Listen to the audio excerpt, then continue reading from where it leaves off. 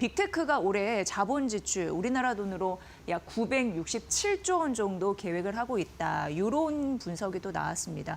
그러면서 하루 만에 이제 엔비디아가 거의 하루 만에 8% 가깝게 급등한 흐름들이 나타났는데 이걸 보고 젠슨 황 CEO가 이런 얘기를 했거든요. AI 인프라 투자 기대감 이런 부분이 너무나 자연스러운 거고 앞으로 이러한 투자가 적절하다라는 얘기를 했습니다. 그러면서 현금 흐름이 본격적으로 증가할 것이다. 이게 이제 시작 구간이다. 이렇게 예상을 한다라고 얘기를 했고요.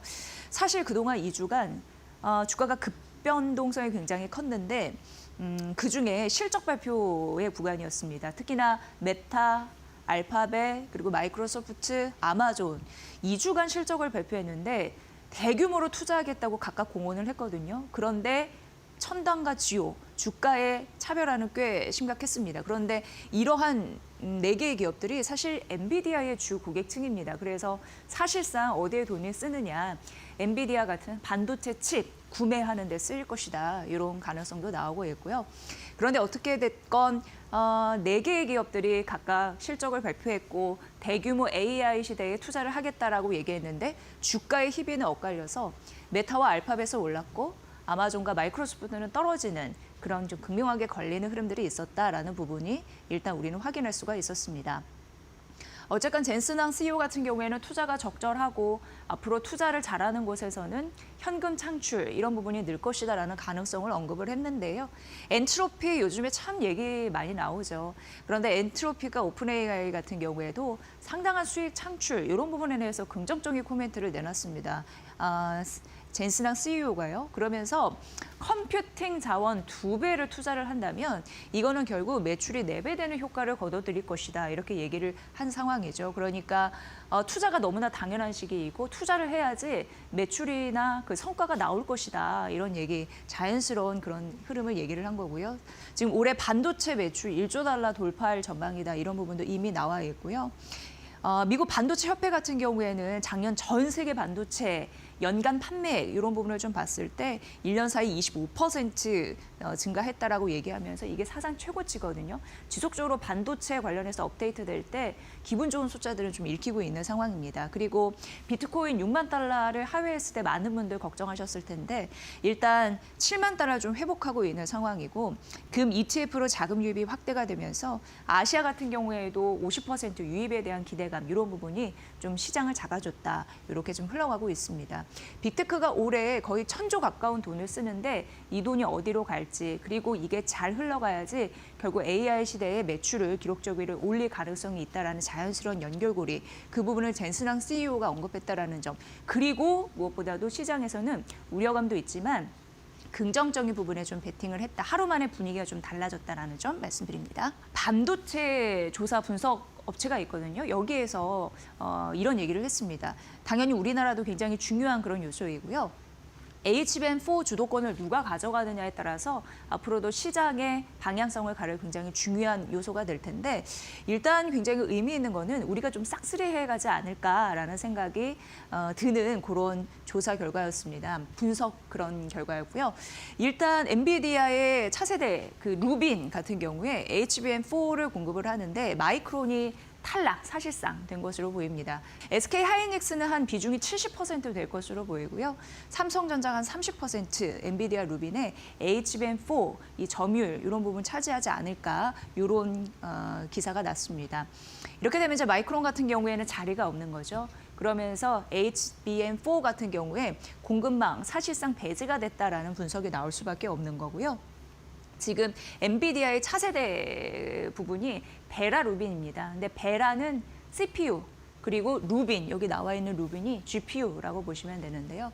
엔비디아의 베라 루빈인데 베라는 CPU 그리고 루빈은 GPU입니다. 그러니까 엔비디아의 베라 CPU 36개, 루빈 GPU 72개 이렇게 해서 한 세트, 한 시스템이라고 보시면 되는데 엔비디아의 루빈에 SK하이닉스가 70%, HBM4 관련해서 삼성전자가 30% 정도 들어간다라는 기사가 나왔다라는 거고요. 마이크론은 여기에 점유율이 0이라고 말씀드렸고 사실상 공급망에서 배제가 됐다라고 말씀드렸는데 여기에서는 베라의 베라 루빈이라고 말씀드렸잖아요. 베라 그러니까 CPU용의 대규모 공급 관련해서 그런 메모리를 댈 가능성, 그래서 여기에서 못 들어간 것을 만회하겠다라는 좀 의지가 있다라고 합니다. 이런 가능성이 좀 언급이 됐다고 하니까 아예 그냥 SK하이닉스와 삼성전자가 좀 독점해서 가지 않을까, 이런 흐름들 지속적으로 좀 언급해드리도록 하겠습니다. 지금 이렇게 잘 나가다 보니까 메모리 슈퍼갑에 대해서 계약에 대한 그런 형식들이 좀 많이 바뀌고 있다고 합니다. 계약 기간을 단기, 월 단위로도 쪼개서 하는 흐름들이 포착이 되고 있다고 합니다. 그리고 무엇보다도 시세를 반영한 인상부 같은 경우에 사후 정산도 하겠다. 왜냐하면 메모리를 공급해주는 그런 업체, 예를 들어서 삼성전자와 SK하이닉스가 절대 갑의 위치이기 때문에 그들이 원하는 조건, 다소 까다롭더라도 다 들어줄 수밖에 없는 그런 상황이다. 이런 부분도 좀 분석이 되면서 기사에 나왔습니다. 하반기까지 공급자 우위 계약이 지속이 되지 않을까라는 가능성이 언급이 됐고요. 지금 이럴 수밖에 없는 게 AI, 사물인터넷, 6G, 자율주행 모두 메모리 반도체가 들어가기 때문에 굉장히 수요가 강하게 붙을 가능성이 있다라고 하면서 칩 수요의 구조적인 성장 요인들 지속해서 분석이 나오고 있으니까 이 부분 참고해 보시면 될 것 같습니다. 자, 그리고 굉장히 중요한 것 같습니다. 일단 오늘 반도체주의 표정이 바뀌면서 우리 시장이 좀 들어올리고 있는 상황인데 앞으로 민감하게 우리 시장에 영향을 줄 수 있는 요소이고, 왜 여러분 지난주 금요일 날 우리는 냉탕, 오늘은 온탕 왔다 갔다 하고 있는데 조정의 밀미의 가능성 이쪽에서도 나올 수 있기 때문에 우리가 또 이렇게 기분이 좋을 때, 시장이 좋을 때 이런 부분 좀 알고 가자라는 의미에서 말씀드리도록 하겠습니다. 지금 굉장히 이제 승리를 한 그런 상황입니다. 일본 중의원 선거 굉장히 촉각이 곤두서었는데 자민당이 압승을 했거든요. 근데 여기가 총 465석 중에 316석. 이거는 자민당 역사상 처음이고 제2차 세계대전 이후에 유례가 없는 그런 일이 벌어졌다라고 보시면 됩니다. 그래서 개헌안 발의한 의석 수가 있는데 거기에 이미 3분의 2를 좀 넘어선 흐름들이 나타나고 있고, 범여권 의석수로 다 대충 해보면 한 최대 394석까지 나온다고 하니까 정말 초강력, 이제 일본 같은 경우에는 여당이 형성이 됐다 이렇게 보시면 될 것 같고요. 결국 이런 거 보면 국민들이 편을 좀 들어주고 있지 않나라는 분석이 지속적으로 나오고 있습니다. 그러면서 평화 헌법 구조 개정 관련해서 전쟁 가능한 보통 국가의 전환 가능성, 이런 부분이 이제 본격화될 수 있다라는 점 눈여겨보셔야 될 것 같습니다. 오늘 일본 증시가 4% 급등해서 출발을 했고 5% 상승세를 이어가고 있습니다. 이러한 흐름을 보고 지금 일본으로 자금이 유입되고 있는 흐름들이 나타나는 거거든요. 근데 최근에 아시아 시장에서 우리 시장으로 자금 유입이 좀 가팔랐잖아요. 그런데 일본이 이걸 가져가면 어떡하지라는 일말의 불안감, 이런 리스크도 있다라는 점, 그게 나중에 우리가 지금 급변동성이 굉장히 심한데 조정의 빌미가 일부분 될 가능성이 있다라는 부분도 생각을 하시면서 보셔야 될 것 같습니다. 그러니까 글로벌 펀드 같은 경우에 한국으로 쏠렸는데 이게 일본으로 갈 가능성 무시 못한다는 얘기이고요. 지금 어떻게 보면은 다카이스 총리 같은 경우에는 재정 엄청난 그 적자 이런 부분이 있음에도 불구하고 뭐 채권 발행을 통해서 여러 가지 자금을 모아서 할 것으로 예상이 됩니다. 그러면은 재정 부담이 굉장히 커질 가능성이 농후한 건데요. 그렇기 때문에 앞으로 엔화 약세나 일본 국채금리 상승, 오늘 금리가 좀 오르는 흐름들이 일본 시장에 있던데 그런 상승 배경, 이런 부분을 우리가 인지를 해야 될 것 같고요. 그럼 일본이 이렇게 금리가 올라가는데 미국 역시 국채금리가 올라가는, 급등하는 가능성, 이런 부분도 봐야 되거든요. 그럼 우리가 예전에 지레 겁먹었던 이런 단어가 나오면 엔캐리 트레이드, 자금 청산에 대한 후폭풍, 이런 부분도 자연스럽게 연결될 가능성이 있다는 걸 주시하시면 될 것 같습니다.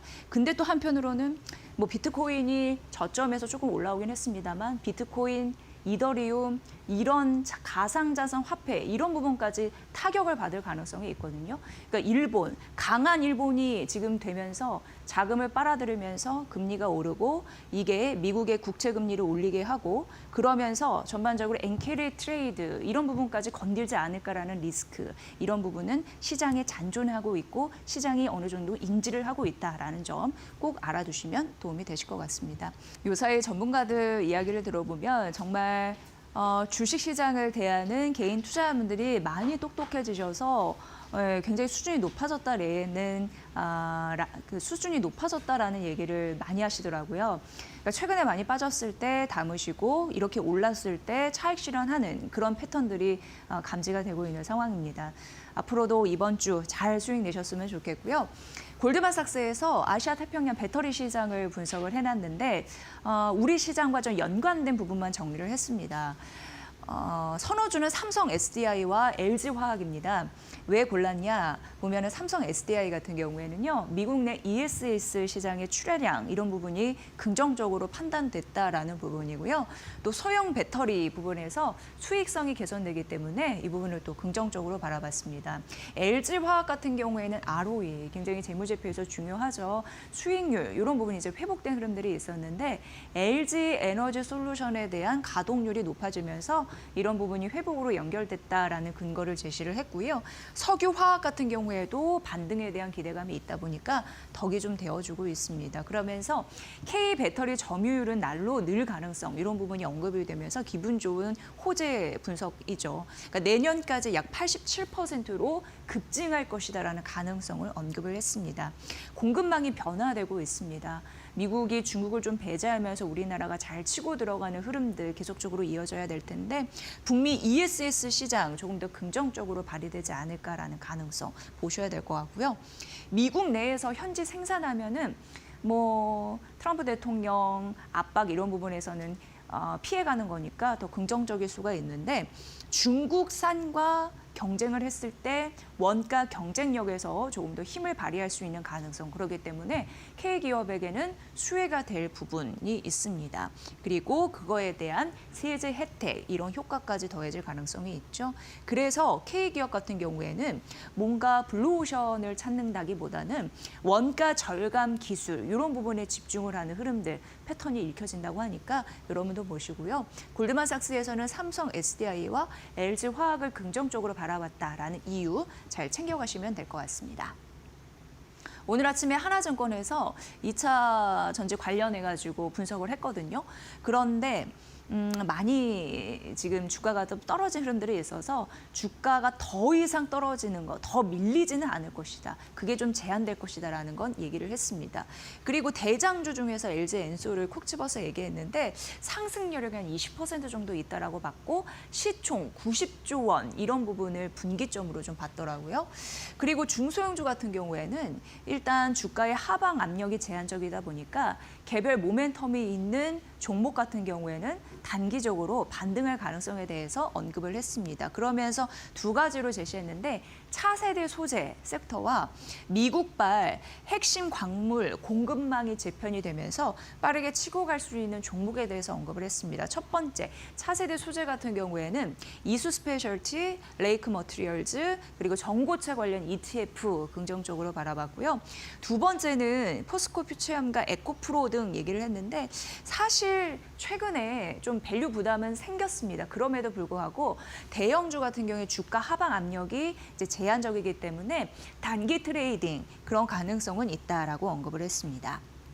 주요 기업들의 실적 하향, 조정 이런 부분이 마무리가 되면서 악재가 상당 부분이 반영이 돼서 사실 주가 하방 압력이 제한적인 거거든요. 이런 연결고리 보시고요. 그리고 다만 1분기 매출은 LG 에너지 솔루션이나 삼성 SDI 같은 경우에 전 분기 대비해서 좀 감소할 가능성은 있습니다. 그렇기 때문에 주가가 드라마틱하게 오르는 건 아닙니다. 다만 주가가 빠진 만큼 하방 압력이 제한적이기 때문에 단기간 조금 더 먹을거리가 있겠다라는 게 하나증권의 주요 골자였으니까 이 부분 보시고요. 여기서 언급한 종목들도 잘 눈여겨보시면 될 것 같습니다. 아무래 보시피 오늘 급등, 두 자릿수 급증하는 흐름들이 있는데 모건 스탠리에서 목표가를 올려잡았습니다. 16만 원에서 18만 원으로 올려잡았고요. 방금 전에 국내 증권사 리포트를 쭉 보니까 그래도 오늘 한 열 몇 개의 증권사가 아무래 보시피 실적 분석을 했고 가치를 평가했던데 대부분 좀 비슷했습니다. 18만 원으로 올린 그런 국내 증권사도 상당 부분 좀 있었다라는 점 말씀드리고요. 모건 스탠리에서는 업종 탑픽으로 새롭게 다시 제시를 함과 동시에 비중 확대를 유지하겠다라는 전략까지 제시를 했습니다. 골드만삭스가 모건 스탠리가 왜 아모레 퍼시픽을 긍정적으로 바라봤느냐라고 하니까 이익에 대한 강한 이익이 성장할 것에 대한 강한 확신이 든다라는 언급을 했거든요.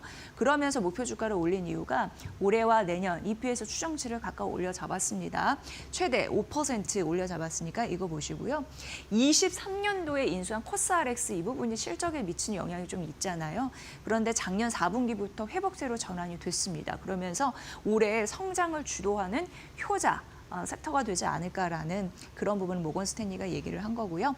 미국과 일본 같은 비중국도 약진이 기대가 된다고 합니다. 20% 매출 성장을 지속하지 않을까. 그러니까 미국과 일본에서 제품이 잘 팔린다는 얘기입니다. 한국과 중국 구조조정이 되면서 이제 효율성이 높아졌습니다. 감축을 하면서 효율성을 높이는 그런 생산 구조가 됐다라는 거고요. 그래서 영업이익률이 작년 8%였는데 몇 년 지나면 28년도에 13% 두 자릿수가 될 것이다. 이런 흐름이 있습니다. 결국 이익 모멘텀이 회복이 됐으니 주가 상승은 당연하다. 이런 논리였는데요. 오늘 10% 이상 급등하고 있습니다. 목표가 18만 원이라는 거 룸 확인하시면서 전략 세워보시면 될 것 같습니다. 네이버, 한국투자증권에서 얘기를 했는데 이거는 좀 전체적인 이야기를 들으셔야 될 것 같습니다. 네이버가 긍정적으로 판단하시는 분도 있고 사실 국내 증권사에서도 다수가 긍정적으로 바라보는 눈은 좀 포착이 됐습니다. 그럼에도 불구하고 전반적으로 많은 증권사에서 제시를 했는데 이렇게 실적의 발표가 되고 가치 평가가 있으면 목표 주가를 한 곳이라도 올리는 곳이 있었을 텐데 단 한 곳도 보이지 않았습니다. 그래서 약간 보수적으로 쓴 국내 증권사를 찾게 된 거죠. 한국투자증권이었습니다. 그러면서 당분간은 다소 혼란할 것 같다라는 얘기를 했고 목표가는 그대로 유지했습니다. 그러니까 대부분의 증권사가 그냥 이 기존의 목표 주가를 유지했다라는 선에서 들으시면 될 것 같습니다. 일단 4분기 영업이익은 컨센에 부합했는데 문제는 이제 단기적으로 주가에는 부담이 될 요소가 있다라는 얘기를 했고요.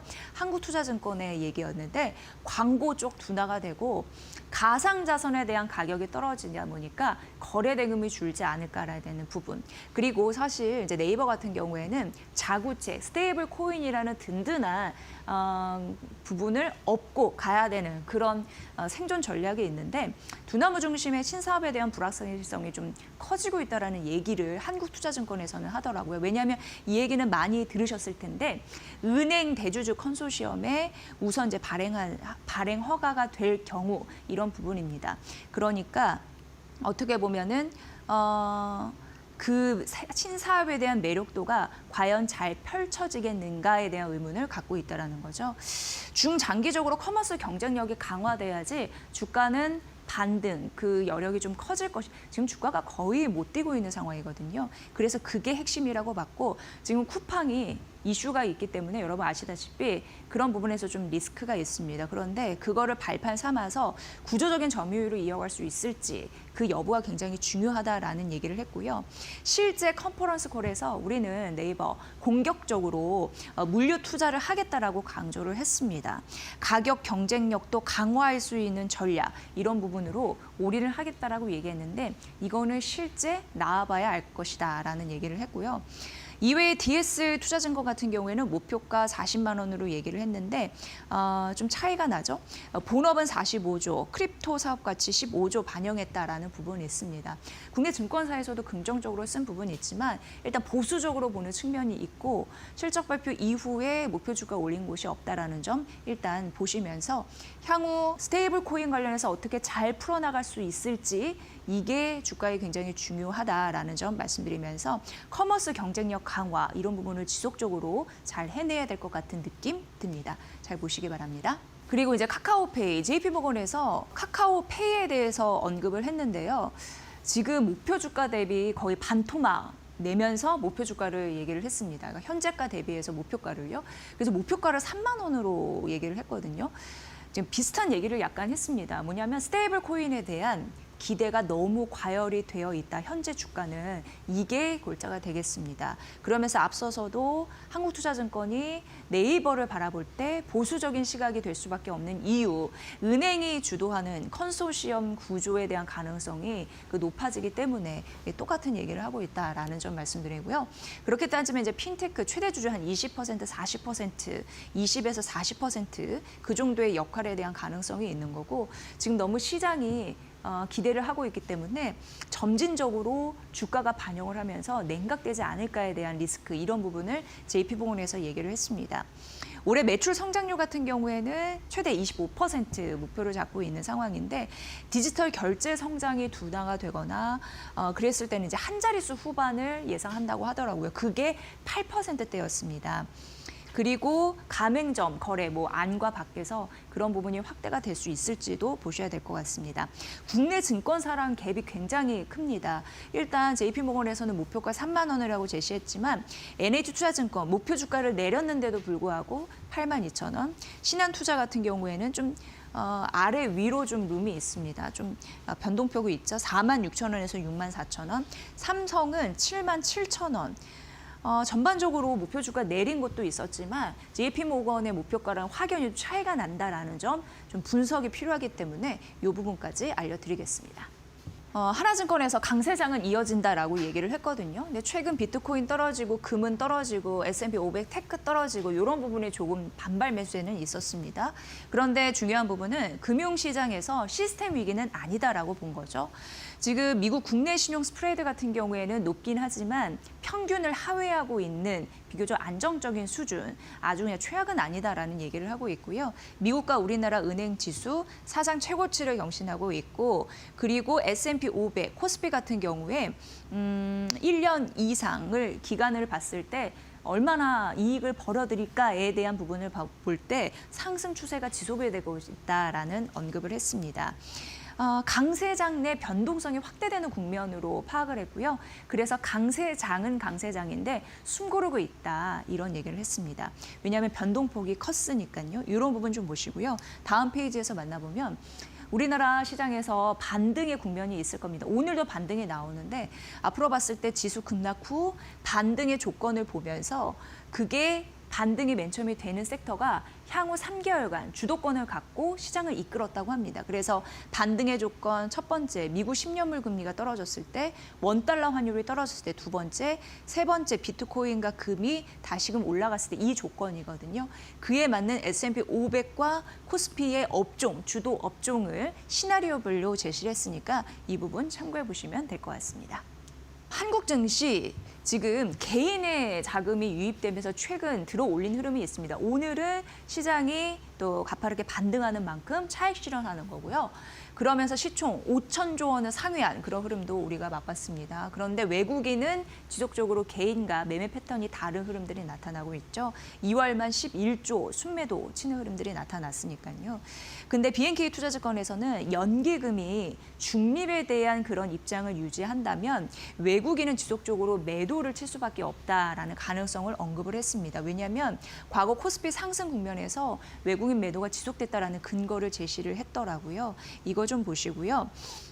지금 K전기전자, 반도체 업종 같은 경우에도 주가 변동성이 좀 확대가 되고 있습니다. 가파르게 오른 만큼 개인 사자와 외국인 팔자도 좀 엇갈리고 있는 상황이고요. 그렇기 때문에 글로벌 증시 같은 경우에 작년 11월 이후 수익률을 비교해 봤을 때 성장주 대비 가치주가 좀 오르고 있다라고 해서 성장주는 사실 3년 연속 되게 강했다고 하거든요. 그래서 유동성이 만약 제한적이라면 지금부터도 저평가 관련주도 함께 찾아야 된다. 고루 분배하는 전략이 필요하다라는 게 핵심이었으니까 BNK 투자증권의 리포트도 잘 눈여겨보시길 바랍니다.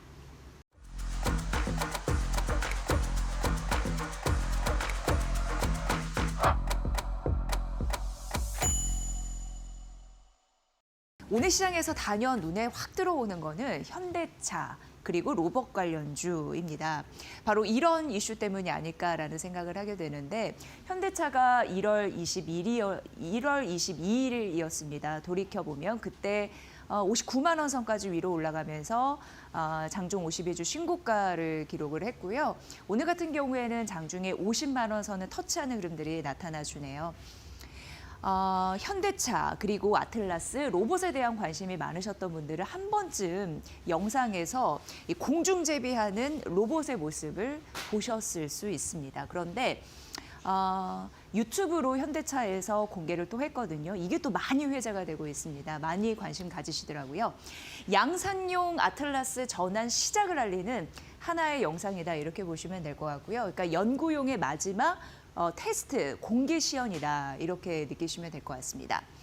보스턴 다이내믹스와 현대차 계열사의 연구소가 있는데요. 거기에서 아틀라스의 모습을 공개를 한 거죠. 공중제비라고 뭐 올림픽에서도 보신 적이 있으시죠. 뭐 측면 공중제비하고 바로 뒤로 다시 공중제비하고 고난이도 그런 동작인데 인간도 하기 어려운 사람도 하기 어려운 그런 동작을 그 차체가 좀 무거운 그런 몸통이 무거운 그런 로봇이 해냈다 이런 영상들 아마 보시면서 깜짝 놀라셨을 것 같습니다.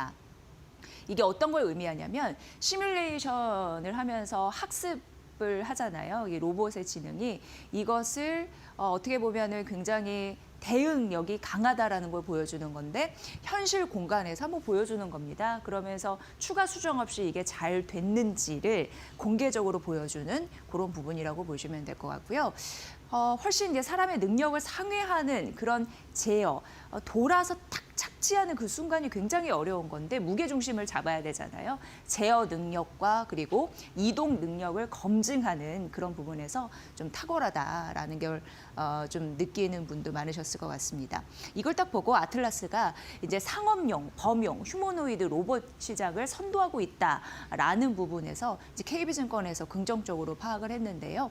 이걸 보면서 실제 산업 현장에 투입이 되는 수준이다라고 얘기하고 있습니다. 결국 현대차의 많은 생산 공장 라인에 로봇이 투입이 돼서 사람 대신 이제 일하는 현장 이런 부분을 이제 자주 목격하지 않을까라는 생각을 하는데요.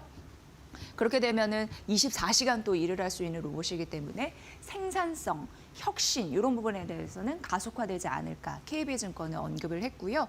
2024년도였습니다. 이때 자율혁신 이런 부분에서 언급한 부분이 있는데 당연히 자율주행 쪽이겠죠. 그 파운드리 전략과 연결되는 굉장히 핵심 포인트다 이렇게 언급을 했습니다. 중요한 게 이 KB증권에서도 언급한 게 현대차가 테슬라의 로봇 기술을 넘어섰다라는 평가를 했거든요. 그런데 시총만 비교해 보면은 테슬라의 20분의 1도 안 되는 시총이 현대차입니다. 그런데 지금 어떻게 잘 보면 테슬라가 독점하고 있는 로봇 세계, 자율주의 세계를 이제 현대차가 가져갈 가능성 이런 부분에 대해서 우리는 시나리오를 써야 될 것 같고요. 기계 완성도나 시뮬레이션 그런 부분이나 트레이닝 역량이나 상업화 부분 이런 부분이나 양산 전략까지 뭐 하나 뒤처지지 않는다. 휴머노이드 로봇 이런 시장을 선점할 가능성이 굉장히 높다 이렇게 언급을 했습니다. 그리고 보스턴 다이내믹스는 이제 구글과 협업을 합니다. 그러면 AI 로봇 이런 부분을 선점하게 되는데 아틀라스를 대량 양산하잖아요. 그런 부분에 있어서 훨씬 앞으로의 미래가 기대가 된다라는 부분이고 또 내년부터 외부 고객을 또 추가적으로 들여올 가능성도 있습니다. 지금은 현대차 계열사 안에서 해결을 하겠지만 앞으로 로봇 생산을 잘한다라는 입소문 타게 되면 결국 뭐 빅테크들도 다 뭐 해당이 되지 않을까요? 외부 고객사에서도 생산 라인 이런 부분에 로봇을 들어오려고 하는 그런 수요가 급증할 가능성이 있다. 이런 부분으로 보시면 될 것 같습니다.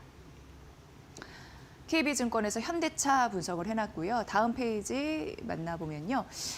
이건 굉장히 이제 중요한 포인트 되겠습니다. AI 시대를 가면서 우리가 AI 시대에 돈을 벌 수 있는 기업, 돈을 벌지 못하는 기업, 승리를 거머쥐는 기업, 도태되는 기업 이런 부분을 지속적으로 점검할 텐데 오라클이 뉴욕 시장에서 거의 9% 이상 급등하면서 마감이 됐습니다. 그러니까 어떻게 보면 이거는 급반등이라고 표현해야 될 것 같습니다. 그러면서 우리는 죽지 않았다라는 거를 좀 보여주는 듯한 흐름들이 있었는데요. 오라클이 이렇게 오르다 보니까 AI 관련 종목군들이 따라서 오르는 흐름들이 나타났습니다. 지금 중요한 이슈가 하나 떴는데 엔비디아와 소프트뱅크가 오픈 AI에 1,000억 달러 정도 투자할 가능성 지속적으로 좀 언급이 되고 있습니다. 이렇게 되면 그동안 오픈 AI가 전략적인 실수를 했던 부분을 만회를 하면서 이 투자 자금을 얻게 되잖아요. 그러면서 자체적으로 오라클과 행했던 계약도 이행을 할 수 있고 점진적으로 자금을 확보했으니 그에 대한 투자, 그에 대한 개발 이런 부분을 보여줄 수 있다라는 가능성 이런 부분이 연쇄적으로 연결돼 있기 때문에 굉장히 중요합니다. 사실 오픈 AI 같은 경우에는 이미 현금으로 400억 달러 정도 확보가 됐는데 이제 1,000억 달러 같은 경우에 투자 받았을 때 이런 부분으로 쓸 사용처 그리고 벌어낼 수익 이런 부분도 함께 계산을 하셔야 될 것 같고요. 오픈 AI 같은 경우에도 월간 사용자 성장률이 10%를 회복했다라는 이슈도 더해져서 이런 부분이 좀 상쇄되지 않았나라는 생각을 하게 됩니다. 그러면 이제 오픈 AI와 오라클 단단하게 좀 엮여 있는 상황인데 데이터 센터 투자 이행 가능성이 높아졌다라고 시장이 인식을 했습니다.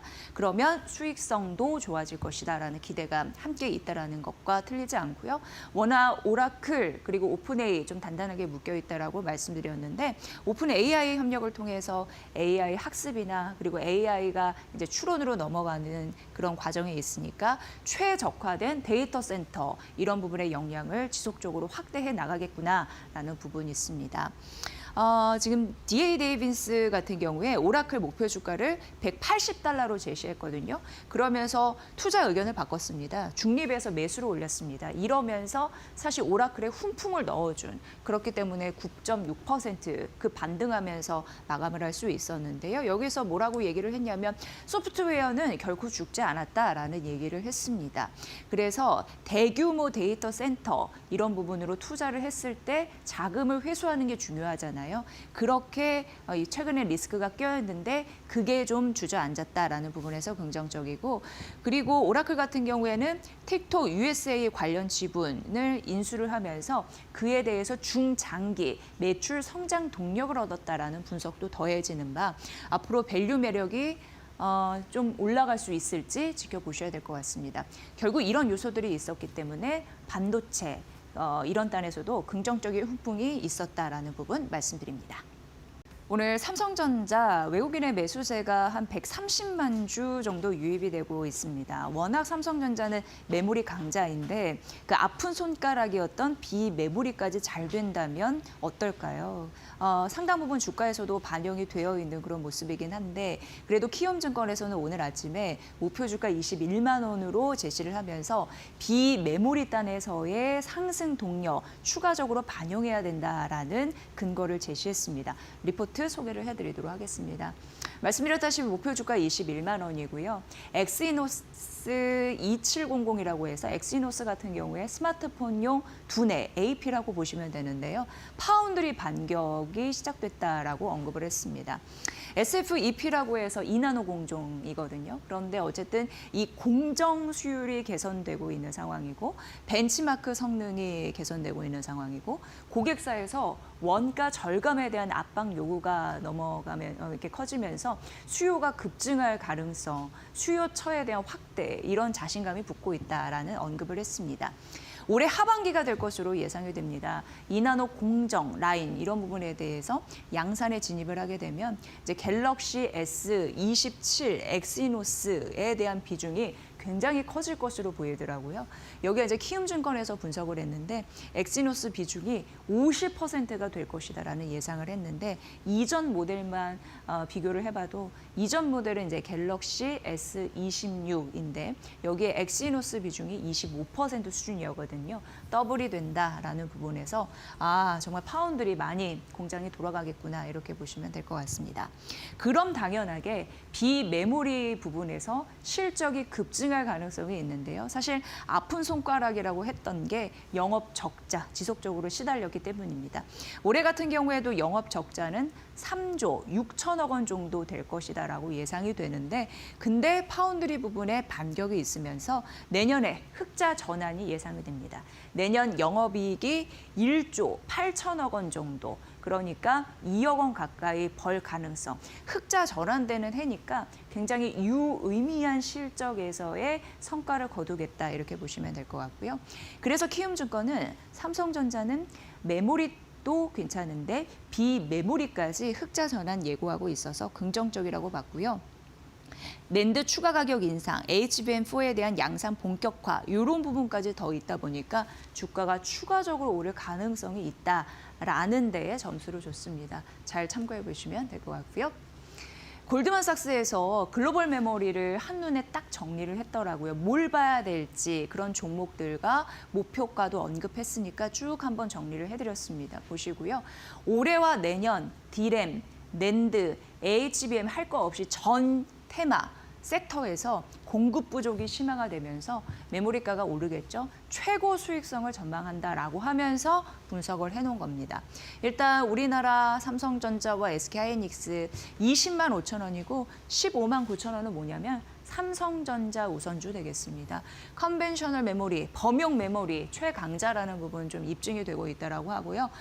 골드만삭스에서는 올해 삼성전자의 영업이익을 180조 원으로 예상을 했습니다.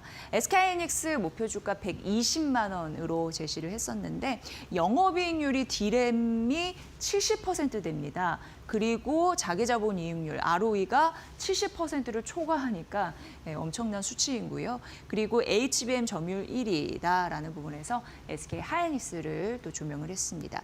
그 밖에 샌디스크, 마이크론은 중립으로 봤습니다. 왜냐하면 삼성의 추격이 있기 때문에 가격 조정 리스크가 있다라는 부분이거든요. 그러니까 삼성에게는 더 수혜를 받아갈 수 있다라는 부분이고 HBM 점유율 20%로 보면서 마이크론 235달러 중립을 제시를 했고요. 샌디스크 700달러 그리고 일본 관련한 그런 기업들도 얘기를 했는데 도쿄 일렉트론, 디스코 그리고 키옥시아 같은 부분도 참고해 보시면 될 것 같습니다. 글로벌 메모리에 대해서 골드만삭스의 의견도 전해드렸고요. 하나증권에서 미래에셋증권의 목표 주가를 대폭 올려잡았습니다. 여기서 하나증권에서 보면은 이전은 3만 6천 원이었는데 6만 5천 원으로 올려잡았고요. 더 올린 증권사도 있나 해서 찾아봤거든요. 그런데 키움증권이 7만 5천 원으로 더 목표 주가를 올렸습니다. 근데 그리고 미래에셋증권도 목표가를 7만 원으로 올려잡은 흐름들이 있었죠. 왜 이렇게 대폭 뛰었나 모르니까 평가 이익이 그만큼 올랐기 때문에 대부분 공통된 얘기를 하고 있었고요.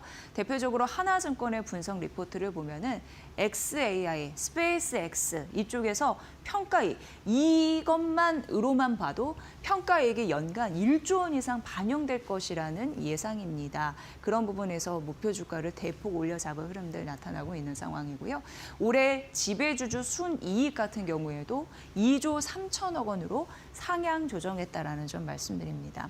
근데 이제 이렇게 올려잡은 이유는 스페이스X 상장됐을 때 추가 평가 이익이 붙을 거고 그리고 이 코인 거래소 인수에 대한 이슈 이런 부분 때문에 디지털 자산 시장에 대한 선점 효과 그러니까 최근 시장에서 뭐랄까 눈여겨보는 그런 섹터들이 다 안에 있잖아요. 그렇기 때문에 그리고 최근 그 코스닥 올리기 위한 정부 정책에 대한 기대감 때문에 증권사 호재 터졌다 이런 얘기도 나오던데 어쨌든 그런 부분과 맞물려 있다 보니까 긍정적인 매력이 더해지나 봅니다. 밸류가 상승하게 되면은 기존 밸류업 정책이 일정 부분 달라질 가능성은 있는데요. 그럼에도 불구하고 하나증권에서는 어떻게 얘기하냐면 올해 자사주 매입이나 자사주를 매입해서 소각하는 기조나 이거는 크게 흔들림이 없을 것이다. 이렇게 예상을 했습니다. 올해 1분기 실적도 역대급 실적이 나올 것으로 예상이 되더라고요. 근데 작년 4분기 실적 컨센 거의 50%를 상회한 실적이 나왔는데 잘할 가능성 올해 1분기도 예상이 되고 있는 상황입니다. 그렇다 보니까 평가 이익 이런 부분에만 더해도 긍정적인 주가 상승, 촉매제가 될 가능성을 언급한 그런 국내 증권사가 좀 다수였으니까 이런 부분도 보시면 될 것 같습니다. JP모건에서 HD 현대중공업의 목표가를 약간 낮췄더라고요. 올해 예상 영업이익을 약 2% 소폭 하향 조정했는데 그 영향이 있었습니다. 그래서 목표 주가는 80만 원에서 73만 원으로 내려잡은 흐름들이 있었고요. 일단 4분기 영업이익이 시장이 예상한 데에 비해서 한 22% 못 미친 그런 흐름들이 있었는데 일회성 인건비 지출 이런 영향이었다라는 부분 말씀드리고요. 다만 긍정적인 포인트는 여전했습니다. 핵심 전략 포인트를 세 가지로 나눠서 좀 얘기를 해보면 JP모건에서는 HD 현대중공업의 해군 특수선 이런 부분을 긍정적으로 봤는데 사우디 호위함 이런 부분의 수주가 앞으로 집중될 가능성 이런 부분을 눈여겨봐라라고 했고 올해 LNG선 수주에 대한 모멘텀 이거는 여전히 살아있고요. 쇠빙선 이런 부분이 다 이제 특수선에 포함이 되는데 1분기 가시적인 성과가 기대된다라는 흐름들 언급을 했습니다. 어쨌든 JP모건에서는 목표 주가를 낮춘 흐름들이 있었습니다만 국내 증권사는 오히려 올린 흐름들이 있어서 좀 잠시 소개를 해드리면 다올투자증권이 91만 원으로 이거는 목표가 상단이더라고요. 그리고 IM증권에서도 86만 원으로 올려잡았는데 오늘 아침 증권사의 투자 의견이었습니다. 91만 원을 올려잡은 이유들 28년까지 이익 전망치가 오를 가능성에 대해서 언급을 했거든요. 다소 다른 시각 이런 부분도 좀 차별화되고 있는데 여러분들 잘 판단해 보시길 바라겠습니다. SK텔레콤 목표가 10만 원 하나증권에서 유지를 했더라고요. 그런데 이 목표가 10만 원은 어떻게 보면 가장 공격적으로 제시한 그런 목표 주가 이렇게 보시면 될 것 같고요. 하나증권은 통신업종의 탑픽으로 언급을 했습니다.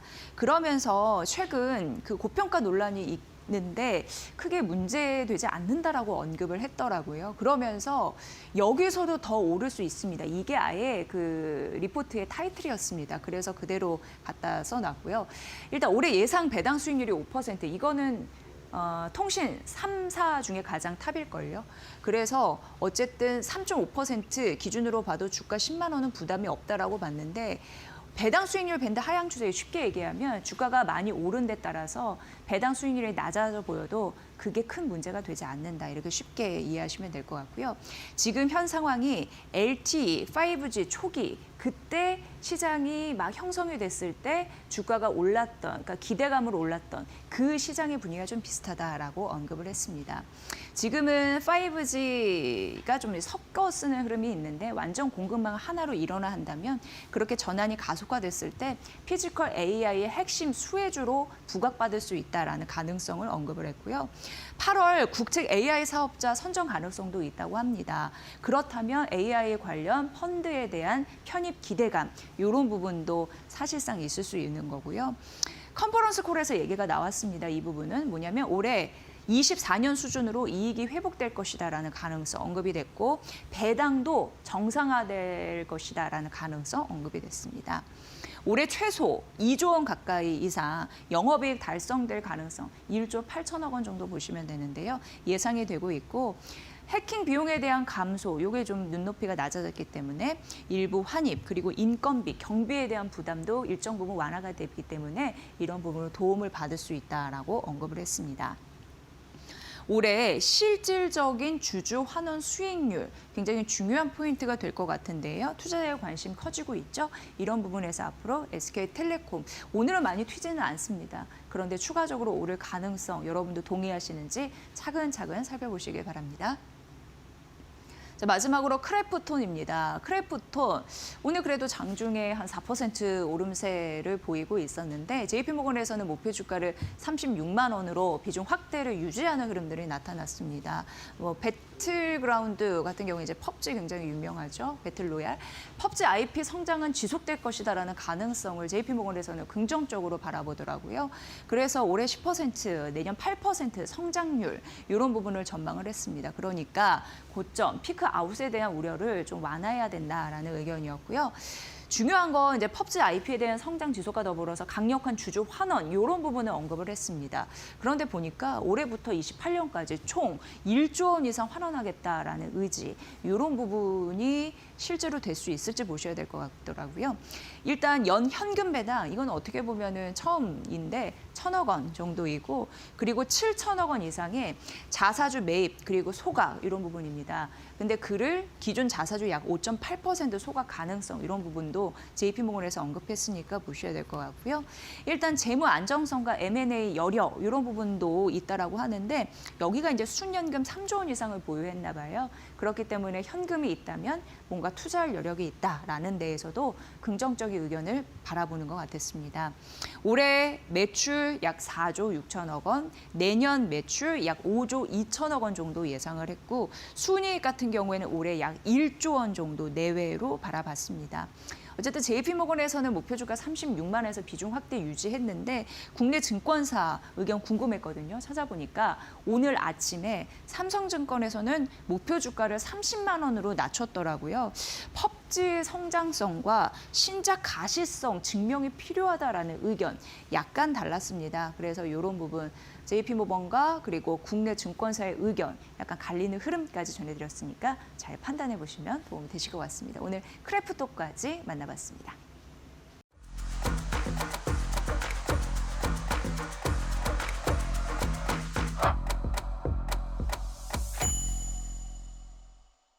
우리 시장에서 은행주가 눈에 많이 띕니다. KB금융뿐만 아니라 하나금융지주 등 다수의 은행주가 장중에 52주 신고가를 경신을 했더라고요.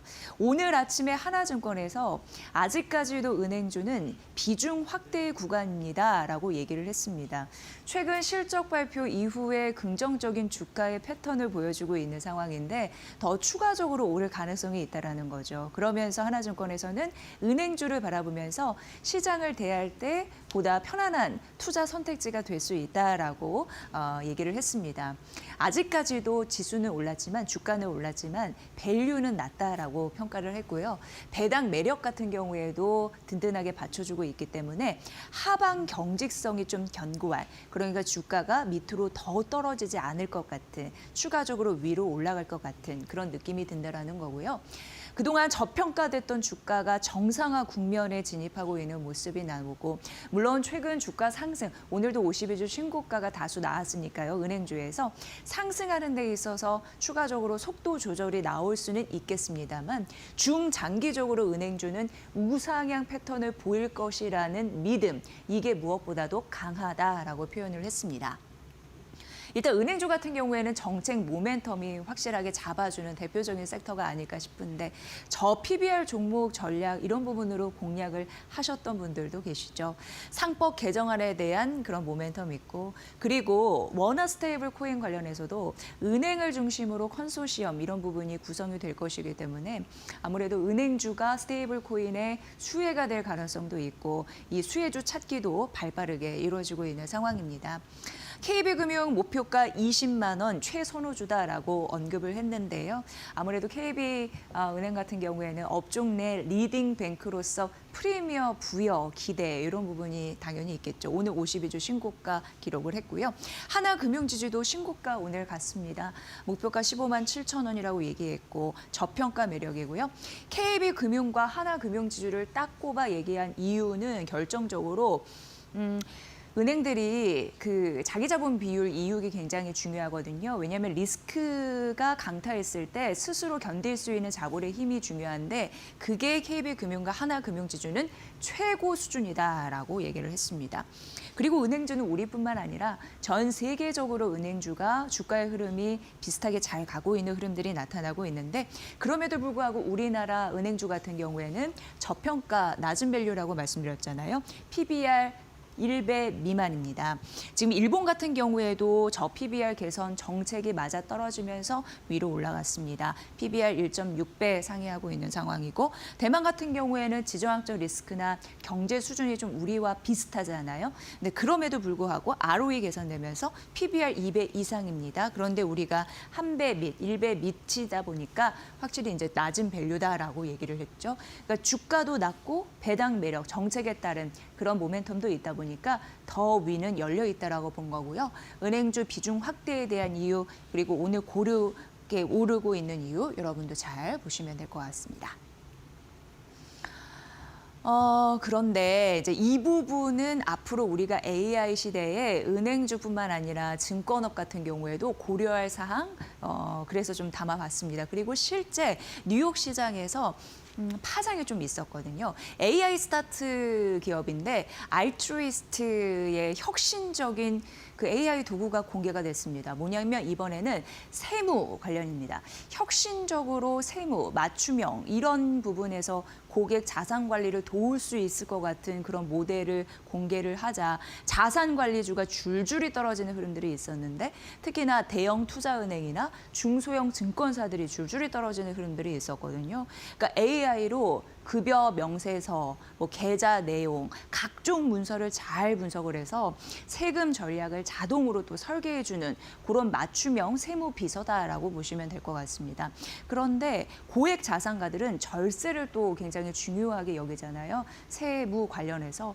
그래서 자문가들에게 고액의 비용을 지불해서 이런 부분으로 수익을 창출하고 절세를 하는 그런 자산 관리를 합니다. 그런데 이런 AI 도구가 딱 나타나면서 수수료 전반적으로 구조화, 민주화가 되면서 수수료가 낮아질 가능성에 대해서 생각을 하게 된 거죠. 그러니까 AI가 이런 금융시장에서도 침투해 오면서 어떻게 보면은 자연스러운 수순일 수도 있겠는데 자산관리 산업에 대한 경제 모델을 침투하면서 도전한다라고 시장에서는 인식했습니다. 그렇기 때문에 자산관리주가 전반적으로 떨어지는 흐름들이 있었죠.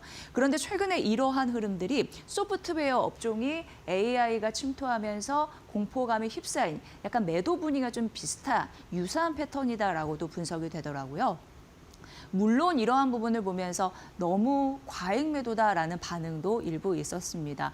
찰스 슈왑, 모건 스탠리 같은 경우에는 워낙 오래됐고 역사가 있고 브랜드 힘이 있고 사업 구조도 다각화됐고 그리고 막대한 고객 자산도 보유하다 보니까 이런 부분이 침투가 과연 단기간에 될 수 있을까? AI 소프트웨어도 마찬가지겠죠.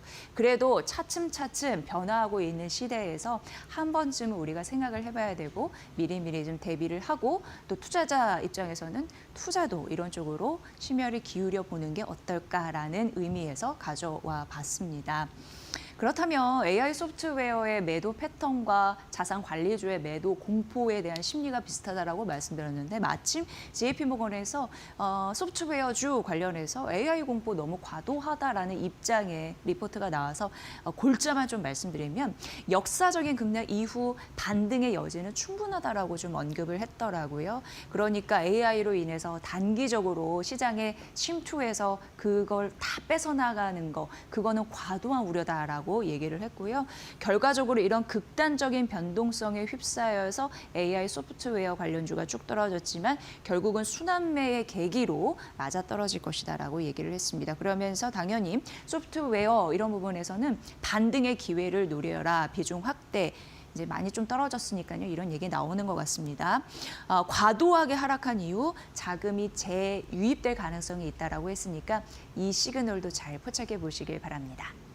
그러면서 은행주에 대한 비중 확대, 한편으로는 AI 시대의 도전 이런 부분도 직면하고 있다라고 말씀드렸는데 마침 오늘 아침에 유한타증권에서 코오롱 인더, 이 코스피 화학 업종의 종목인데요. 이걸 분석을 해놨더라고요. 목표 주가를 7만 원에서 8만 3천 원으로 올려 잡으면서 여기를 왜 올려 잡았냐면 금융자산에 대한 불어나는 그 금액에 대한 가치 평가가 다시 될 것이다라는 의미였고요.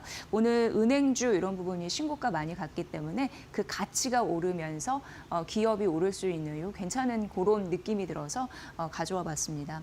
일단 올해 투자 자산 가액이 2조 원을 상회할 것이다라는 가능성을 유한타증권에서 언급을 했고요. 왜냐하면 우리금융지주와 하나금융지주 이게 이제 지분을 가지고 있는데 1분기 주가 반영하면 이 두 곳만 하더라도 1조 원을 상회한다고 합니다. 그러니까 금융자산만 1조 원을 넘는데 이걸 이제 제목으로 쓴 거고. 거고요.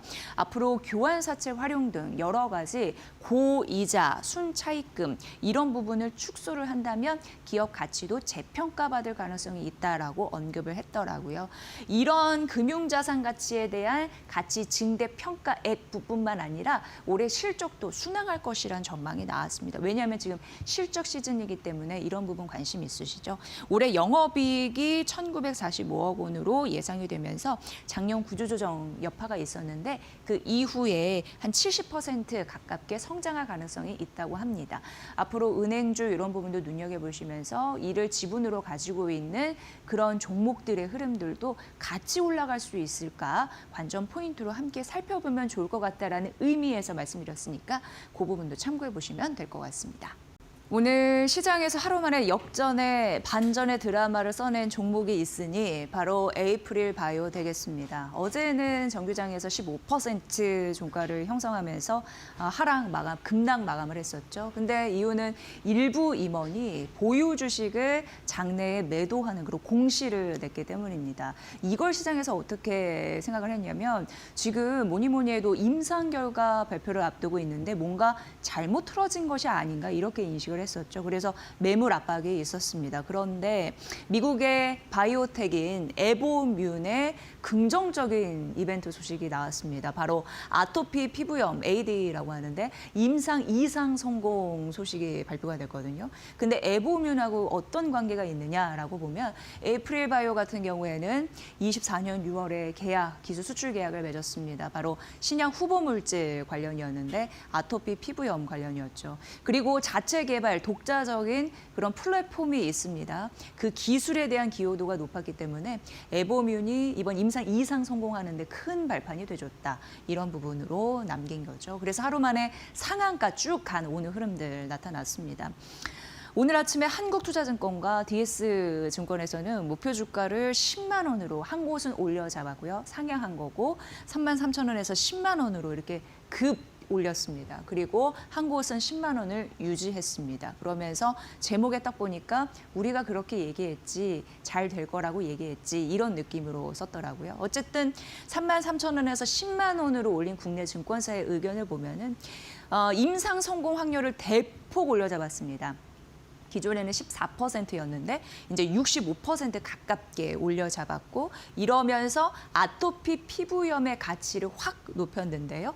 역시 2,500억 원이 안 되는 그런 가치를 1조 3,700억 원 이상으로 그 가치를 높였습니다. 그러면서 하나 더 궤양성 대장염 가치도 한 3,000억 원 가까이 이상 추가해서 잡았는데 에보뮤이 임상 2상 진입하겠다라는 의지를 또 밝혔거든요.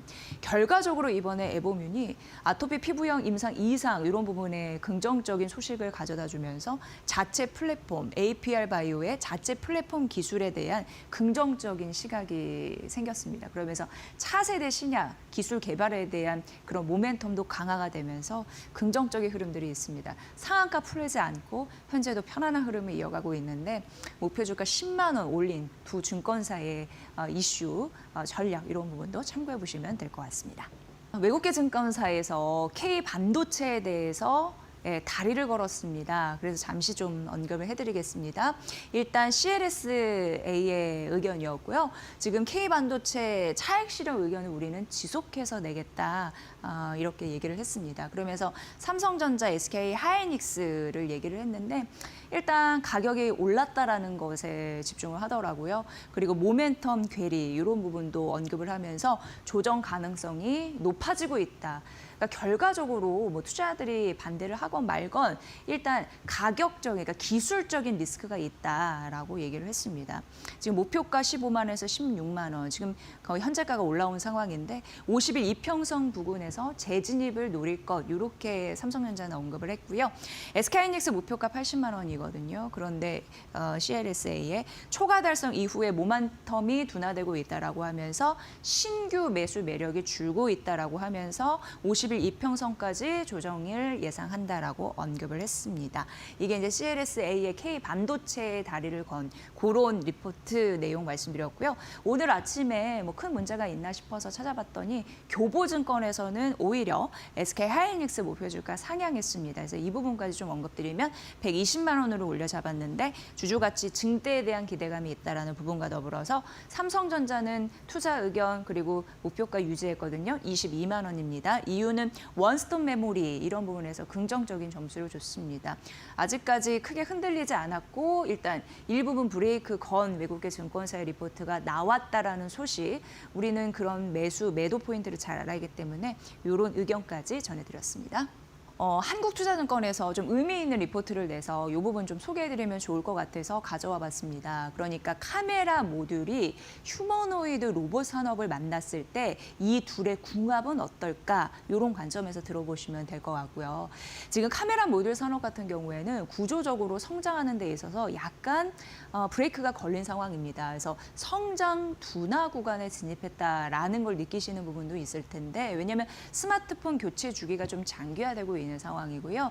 대당 카메라 수도 좀 제한적인 정체되고 있는 그런 흐름들이 나타나고 있습니다. 그런데 카메라 모듈 공급사가 만약 로봇 산업과 결부된다면 이런 시나리오 가능하잖아요. 당연히 앞으로도 그럴 가능성이 있고 그걸 봤을 때 신규 응용처가 좀 다변화되니까 그런 부분은 긍정적이다라고 한국투자증권에서는 얘기를 했습니다. 그러면서 모듈 사용 대당, 이 카메라 모듈을 말하는 겁니다. 거기를 봤을 때 탑재 개수가 5개에서 6개 정도 추정이 된다고 하는데 기존 전장용과 좀 유사한 그런 대수더라고요.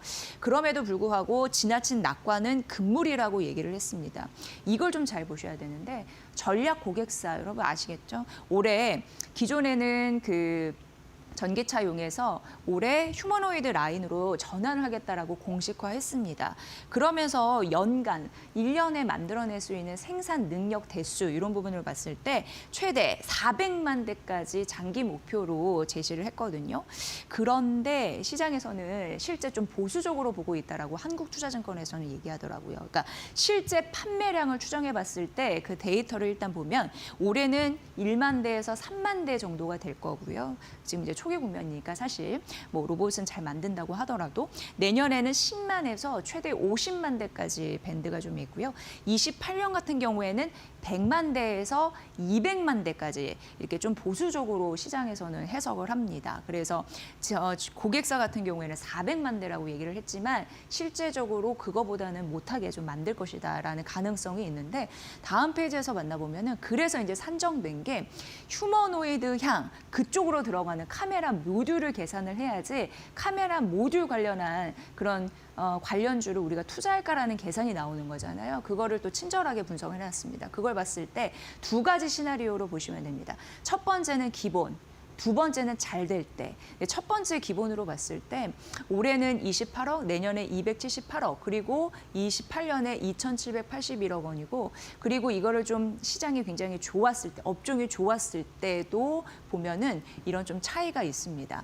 근데 이거 좀 비교해 보시면 되는데 대표적으로 삼성전기와 LG 이노텍을 따지잖아요. 근데 올해 광학 매출 합산을 22조 원 상회한다고 봤을 때 한국투자증권에서는 시장이 굉장히 좋아도 업종이 굉장히 좋아도 카메라 모듈 전체 시장에서 봤을 때 휴머노이드가 차지하는 비중이 2028년도까지 한 자릿수에 불과할 것이다라고 얘기를 했습니다. 이 얘기인즉슨 결과적으로 카메라 모듈 이 부분을 제외한 다른 부분을 좀 봐야 되지 않을까? 이렇게 투자 의견을 전달한 것과 다르지 않습니다. 왜냐하면 카메라 모듈 같은 경우에 당분간은 스마트폰의 의존도가 훨씬 셀 거다 이렇게 분석을 하더라고요.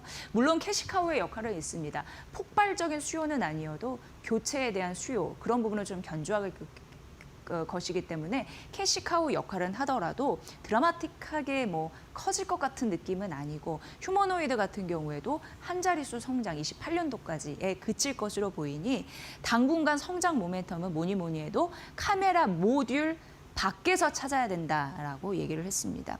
그것으로 봤을 때 삼성전기가 대형 부품주 중 최선호주다라고 얘기했는데 이유는 AI 인프라 사이클 구조적으로 그런 부분으로 좀 전략이 괜찮거든요. MLCC나 패키지 기판 중심 이런 부분이 잡아주고 있습니다. 그래서 EPS 증가율 이런 부분으로 봤을 때 올해 이게 작년 3%밖에 안 됐거든요. 올해 47%나 좀 대폭 상향했습니다. 이 부분이 있기 때문에 삼성전기는 긍정적으로 바라보면서 LG 이노텍은 스마트폰 의존도가 90% 굉장히 절대적이기 때문에 보수적으로 바라봤습니다. 그래서 AI 사이클의 수혜가 제한될 것으로 바라봤고요. 올해 다만 증액에 전환 가능성은 있습니다. 하지만 이 둘을 비교해봤을 때 확실히 삼성전기다 이렇게 얘기하고 있으니까 카메라 모듈, 휴머노이드 조합 이런 부분으로 봤을 때 여러분도 잘 참고를 해보시길 바랍니다. JP모건에서 BGF 리테일 분석을 했는데요. 일단 목표 주가를 11만 원에서 13만 원으로 올려 잡았으나 현재가가 13만 원이거든요. 오늘 장중에 한 14만 원 정도 넘었나요? 그래가지고 투자 의견은 중립을 유지한 이유 좀 보셔야 되는데 일단 편의점 부분의 이익은 바닥을 탈출했다라고 해서 13만 원으로는 올려 잡았습니다. 근데 투자 의견 중립은 이익 회복 기대감이 이미 주가에 많이 반영이 돼 있다라고 하고 현재 주가가 13만 원입니다. 4분기 영업이 전망치는 상회에서 올라왔고요. 올해 성장 전략은 여기 있습니다. 일단 점포 300개 늘리겠다, 순증하겠다라는 목표 있고 대형화하고 고수익 점포로 당연히 해야지 이게 먹히겠죠. 그리고 고마진 상품, 음료나 그리고 아이스크림 등 이런 부분을 또 전략으로 세웠고요. H&B 같은 경우에는 헬스 앤 뷰티입니다.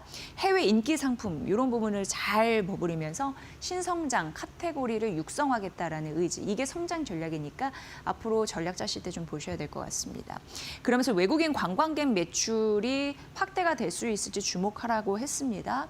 네, 목표 주가 이런 부분이 있고 이게 JP모건의 의견이고 국내 증권사 의견 궁금했거든요. 왜냐하면 지금 목표가가 현재가가 넘어가는 흐름들이 나타나고 있으니까. 근데 삼성증권 같은 경우에는 새롭게 제시를 했는데 아니나 다를까 16만 2천 원으로 새롭게 제시를 했고요. 한국투자증권과 NH투자증권도 16만 원으로 각각 올려 잡았거든요. 역시나 좀 JP모건이 보수적으로 봤구나라는 의견이 있고요. 어쨌든 국내 증권사 오늘 아침에 나온 증권사 의견이니까 잘 참고해 보시면 될 것 같습니다. 이런 거 봤을 때 아직 룸은 있는 거죠.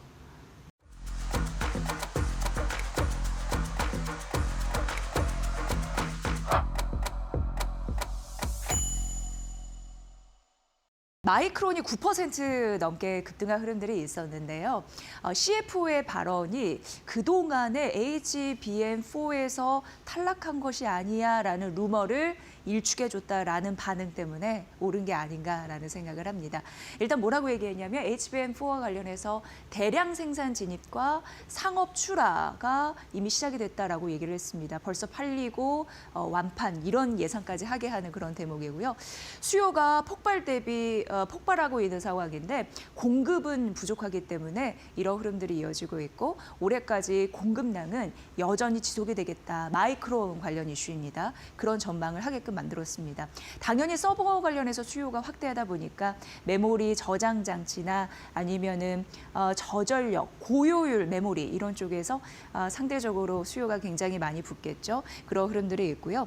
그렇다 보니까 모건 스탠리가 목표 주가를 450달러 그리고 TD 코엔이 더 높여서 공격적으로 600달러로 상향 조정하는 흐름들이 있었습니다. 다만 이후에 머니코드에서 조금 더 자세하게 트렌드를 좀 말씀드릴 텐데 대형 기술주는 빠지는 흐름들이 있었습니다. 그러니까 지속적으로 돈을 누가 버는지, 돈을 누가 못 버는지 이런 싸움은 계속되고 있는 건데요. 소프트웨어 관련주 떨어졌는데 대표적으로 마이크로소프트가 이 안에 좀 해당이 됩니다. 알파벳, 아마존, 메타 이런 부분이 떨어졌는데 지속적으로 수익성 논란에 대한 테두리 안에서 힘겨루기는 할 것으로 예상이 되고요. 대표적으로 아스트라랩스라고 해서 21% 넘게 급락하는 흐름들이 있었는데 매출 성장은 좀 보여줬거든요. 그럼에도 불구하고 운영비 부담 같은 게 이제 늘다 보니까 이런 흐름들이 결국 수익성 논란에서 좀 헤매고 있구나 이렇게 보시면 될 것 같습니다. 그리고 이미 알려드린 바가 있지만 2030년까지 4조 달러입니다. 이 규모의 대규모 캐펙스 설비 투자는 지속될 가능. 이렇기 때문에 이 싸움에서 승자가 되기 위해서는 무조건 투자를 해야 되는 상황, 안 할 수가 없는 상황이니까요. 지속적으로 이런 자본 지출이 있을 것으로 예상되는데 거기에서 돈 버는 기업과 아니면 잡아먹힐 기업이 무엇인지 이후에 머니 코드에서 좀 자세하게 말씀을 드리도록 하겠습니다. 오늘 삼성전자가 4% 넘게 급등하는 흐름들이 있는데요. KB증권에서 오늘 아침 리포트를 내놨는데 목표 주가 24만 원으로 유지를 했습니다. 앞서서 마이크론이 HBM4와 관련해서 탈락됐다라는 루머를 일축하면서 9% 급등하는 흐름들이 있었다라고 말씀드렸는데 자연스럽게 생각해보면 삼성전자와 SK하이닉스단에 무슨 영향을 미치는 게 없을까라는 의문이 생기잖아요. 그런데 시장 전문가들은 큰 영향 없다라고 얘기를 하더라고요. HBM4의 그 문제이기도 하지만 사실상 시장에서는 범용 디램이나 낸드 쪽 수요가 폭발하다 보니까 그런 쪽에서는 공통된 매력 포인트가 상당하다는 거고요. 그걸 더 많이 받아갈 수 있는 게 이 삼성전자의 존재가 아닐까 그런 생각이 듭니다. 일단 KB증권이 분석하기로는 영업이익 170조 원을 바라보고 있는 그런 흐름 삼성전자가 이런 부분만 봤을 때 전 세계 영업이익의 상위 10대 그룹 이런 부분을 줄 세워봤을 때 영업이익에서 봤을 때 기업 비중이 약 9%입니다. 그런데 삼성전자의 시총 비중은 약 3%밖에 되지 않으니까 영업이익에서 벌어들이는 그 수익을 10대 기업 그 비중으로 봤을 때 9%인데 기업 가치가 한 단계 더 점프할 수 있다는 가능성을 언급을 했습니다. 삼성전자의 뭐니 해도 핵심 경제력은 최대 메모리를 생산할 수 있는 그 캐파에 있지 않나라는 생각을 하게 되는데요. 메모리 공급은 역시 작년 4분기 대비해서 더 심화된 수준, 심각한 수준에 처할 것으로 보이고요. 이거는 삼성전자에게 굉장히 좋은 거고요. 주요 고객사 수요 충족률도 한 60% 정도 된다고 합니다. 구조적으로 수요 기반이 좀 탄탄합니다. 대부분 삼성전자 메모리 출하량 70%가 AI 데이터 센터에 있다라고 보시면 될 것 같고요. HBM4 같은 경우에도 기대치 대비해서 성능이 좋아질 가능성, 그러니까 이게 이제 인정을 받는다는 의미이잖아요. 시장 점유율 같은 경우에는 40%에 근접할 것이다라는 전망치까지 나와 있는 상황입니다. 그동안에 삼성전자의 아픈 손가락이었던 파운드리도 이제 효자 노릇을 톡톡히 할 수 있을 봐야 된다라고 말씀드린 바가 있는데요.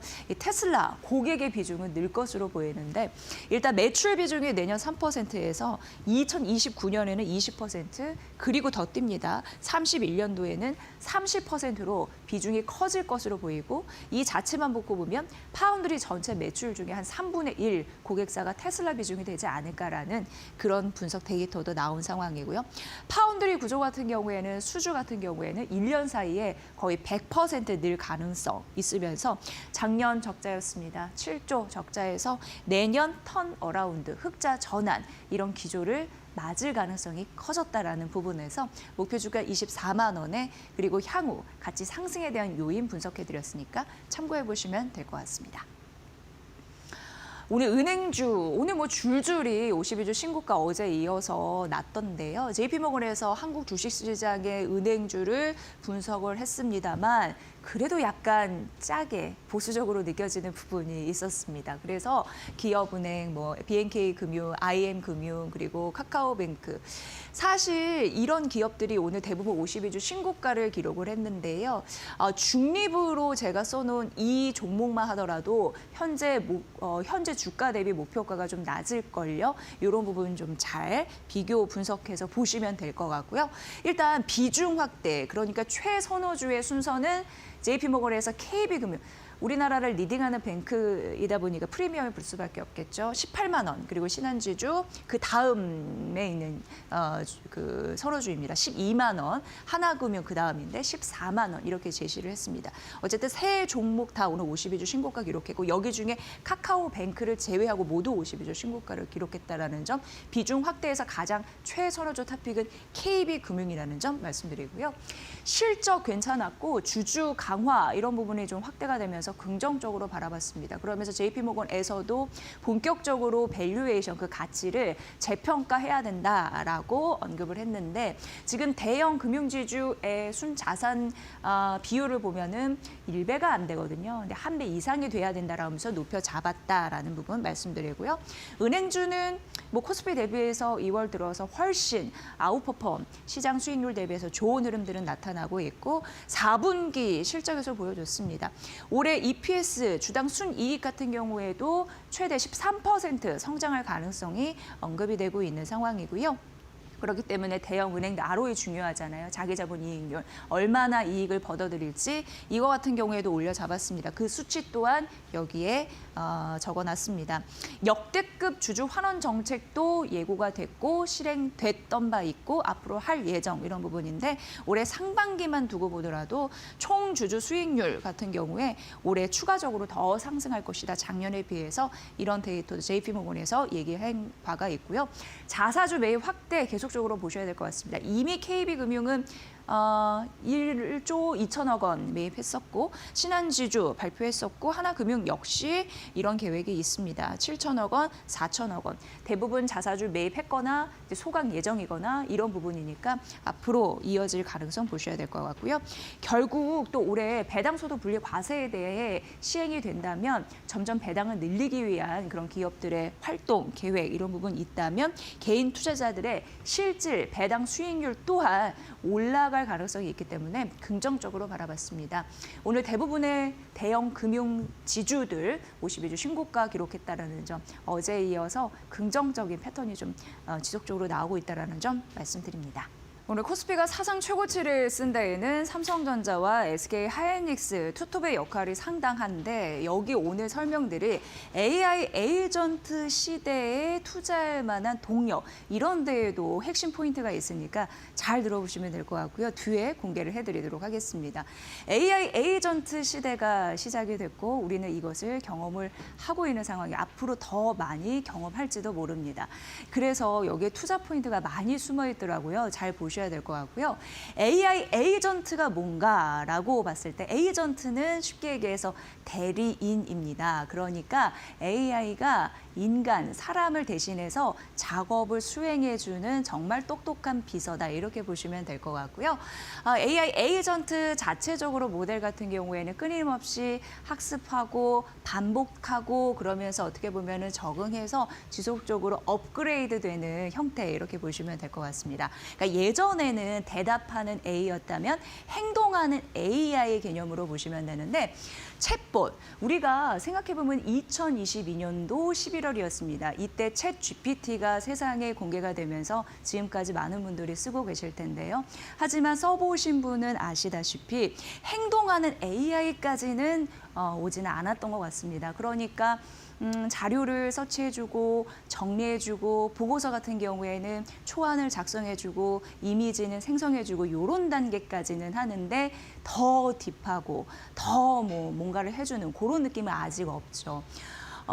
물론 이후에 조금 더 말씀드리겠지만 이제 대중적으로 하는 건 여기까지다라는 부분과 그렇게 봤을 땐 아직까지 AI는 챗봇 수준, 말 잘하는, 대답 잘하는 그런 챗봇 수준이다라고 보시면 되는데 AI 에이전트는 아닙니다. 그러니까 챗봇과 좀 대비되는 부분이 자율성을 갖고 있다 이렇게 보시면 될 것 같고요.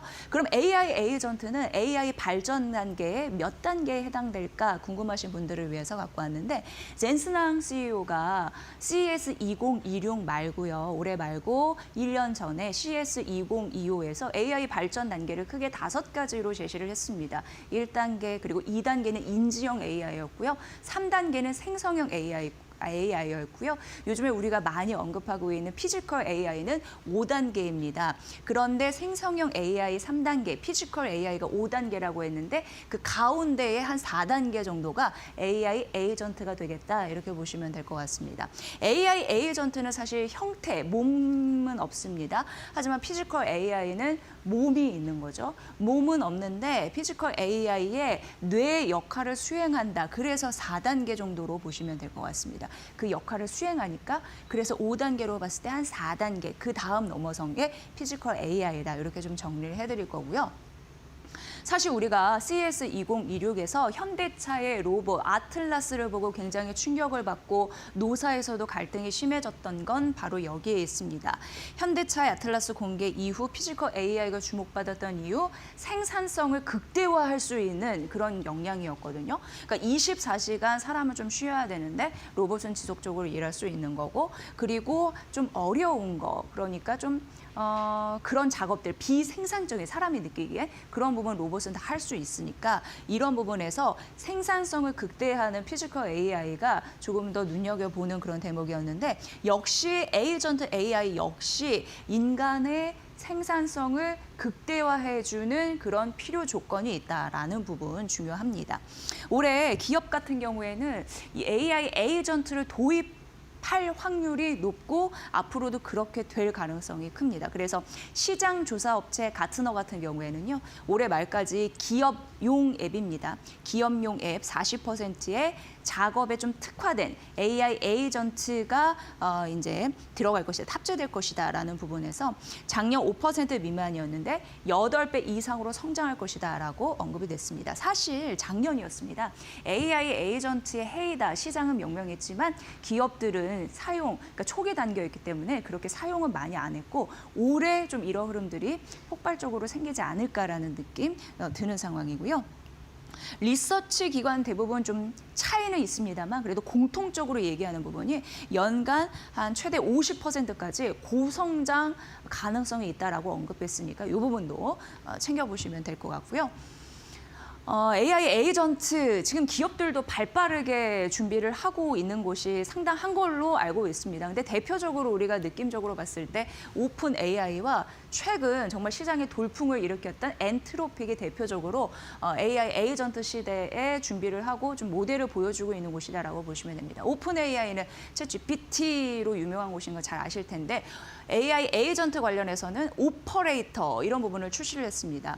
이게 뭐냐면 컴퓨터 사용형 에이전트라고 보시면 되는데 그러니까 이게 AI가 직접 컴퓨터를 만져서 클릭도 하고 거기다가 기입도 하고 그리고 뭐 스크롤도 이렇게 수행하는 직접 AI가 컴퓨터를 작업 수행한다 이런 느낌으로 보시면 되는데 챗 GPT보다 잘 안 알려 있잖아요. 근데 여기가 한 우리나라 돈으로 30만 원 돈 안 되게 프로 비용을 좀 내야지 사용되는 부분이 있기 때문에 잘 안 알려졌지만 오퍼레이터 AI 에이전트는 이미 출시가 된 바가 있습니다. 그리고 엔트로피 같은 경우에는 클로드입니다. 여러분 잘 아시게 최근 이슈가 많이 됐습니다. 이것도 24년 10월에 컴퓨터 유즈가 공개가 됐는데 쉽게 얘기해서 AI 에이전트 실행력을 높이기 위해서 도구 사용이 핵심이다라는 게 기본 원리이고요. 클로드 코드 같은 경우에 작년 2월에 공개가 됐는데 이거는 어떻게 보면 개발자들에게 좀 획기적인 것이라서 관심을 많이 끌었습니다. 코딩에 좀 특화된 AI 에이전트다 이렇게 생각하시면 될 것 같습니다. 그리고 저희가 이 코너가 끝나면 이제 이경전 경희대 교수님을 모셔서 이 오픈 클로에 대한 얘기를 좀 드릴 거거든요. 채팅 앱을 통해서 업무 지시가 가능한데 어쨌든 이 핵심은 그래서 뒤이어서 마켓 나우 2부에서 좀 설명을 해드리도록 하겠습니다. 어쨌든 이런 흐름들이 지금 이어지고 있는데 빅테크 역시 AI 에이전트 경쟁이 굉장히 본격화되고 있는 상황입니다. 근데 여기에서는 그도 그럴 수가 있는 게 기존의 플랫폼을 다 가지고 있잖아요. 그러니까 그런 플랫폼을 이용해서 전 생태계를 활용한다라고 보시면 되고 대표적으로 구글 있겠습니다. 구글 같은 경우에는 제미나이를 또 활용할 수가 있겠죠. 구글은 워낙 지메일 있고 그리고 지도 있고 드라이브 있고 뭔가 구글 생태계에 연결해서 확장해서 쓸 수가 있는 거고요. 그렇게 따지면 이제 마이크로소프트 같은 경우에도 이 코파일럿을 탑재를 하면서 문서를 요약하고 이메일을 작성하고 이런 형태가 다 됩니다. 그래서 빅테크도 발빠르게 지금 진행 중이다. 이렇게 보시면 될 것 같고요. 우리나라도 있습니다. LG AI 연구원인데 여기에서 자체 LLM을 개발해서 한 그런 모델이거든요. 챗 엑사원을 또 공개를 했고 네이버 같은 경우에도 올해 통합 AI 에이전트 이런 부분을 도입을 합니다. 그래서 1분기 쇼핑 AI 에이전트, 2분기 중에 이제 통합 검색에 AI 탭을 넣는 거거든요. 그런 부분을 출시할 예정이니까 정말 우리나라 입장에서는 뒤처지지 않기 위해서 열심히 노력을 해야 될 이유, 주가가 또 여기에 향방이 걸려 있지 않나 그런 생각 해봅니다. AI 인프라 투자 중요성이 커지고 있거든요. 이제 자연스럽게 연결해 보면 왜냐하면 이런 흐름들이 지속되려면 더 많은 컴퓨팅 자원이 필요합니다. 그렇게 따지면 추론 연산에 대한 부담이 늘어나기 때문에 중요한데 엔트로픽이 이런 분석을 했거든요. 챗봇에 비해서 토큰이라고 해서 토큰은 데이터 처리 단위라고 보시면 됩니다. 학습하고 연산하는데 데이터 처리 단위, 최소한의 단위로 보시면 되는데 챗봇 대비해서 AI 에이전트의 토큰 사용량이 4배고 멀티 에이전트라고 해서 에이전트 다 모아놓은 이게 모아서 이제 활용하는 그런 부분 같은 경우에는 시스템이 최대 15배 필요할 것이다라고 하니까 얼마나 많은 또 전력과 메모리가 들어가겠냐 이렇게 투자 아이디어를 넓히시면 될 것 같고요. 실제 하이퍼스케일러의 캐펙스 투자가 늘고 있는 상황인데 데이터 센터의 전력 수요도 폭발적으로 증가할 가능성에 대해서 언급이 됐습니다. 이렇다 보니까 주식시장에서는 투자 아이디어가 딱 생깁니다. 뭐냐면 반도체 그리고 전력입니다. 인프라 병목 형상이 심해질 가능성이 있기 때문에 이쪽 중심으로 투자 환경도 유리해지지 않을까라는 생각이 드는 거고요. 다만 이제 NH투자증권 같은 경우에는 소프트웨어 관련주는 좀 신중해야 된다라는 얘기를 하고 있는데 AI, 최근 소프트웨어 주가가 많이 떨어진 이유도 AI 시대에 직면하면서 리스크가 좀 커지잖아요. 왜냐하면 먹힐 가능성이 있다라는 우려 때문이죠. 그리고 기술 혁신 같은 경우에는 앞서서 AI 에이전트를 이끌어가는 건 오픈 AI와 엔트로픽이다라고 말씀드렸는데 오픈 AI나 엔트로픽 같은 경우에 비상장사 같은 영향력 이쪽에 조금 더 영향력이 있기 때문에 이런 부분에서는 좀 소프트웨어 관련주는 신중해라라는 부분이 있습니다.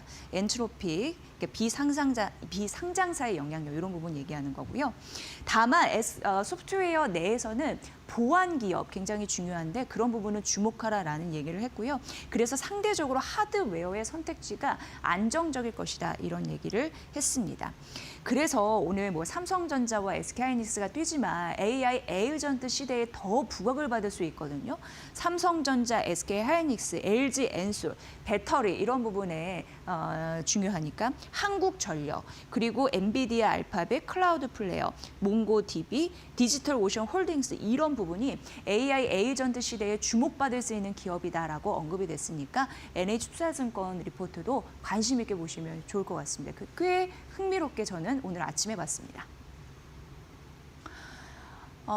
이제 우리는 AI 때문에 죽고 살 기업을 잘 가려야 된다라는 말씀을 매번 해드리고 있는 것 같은데요. 간밤에 소프트웨어 업종이 또 떨어지는 흐름들이 있었거든요.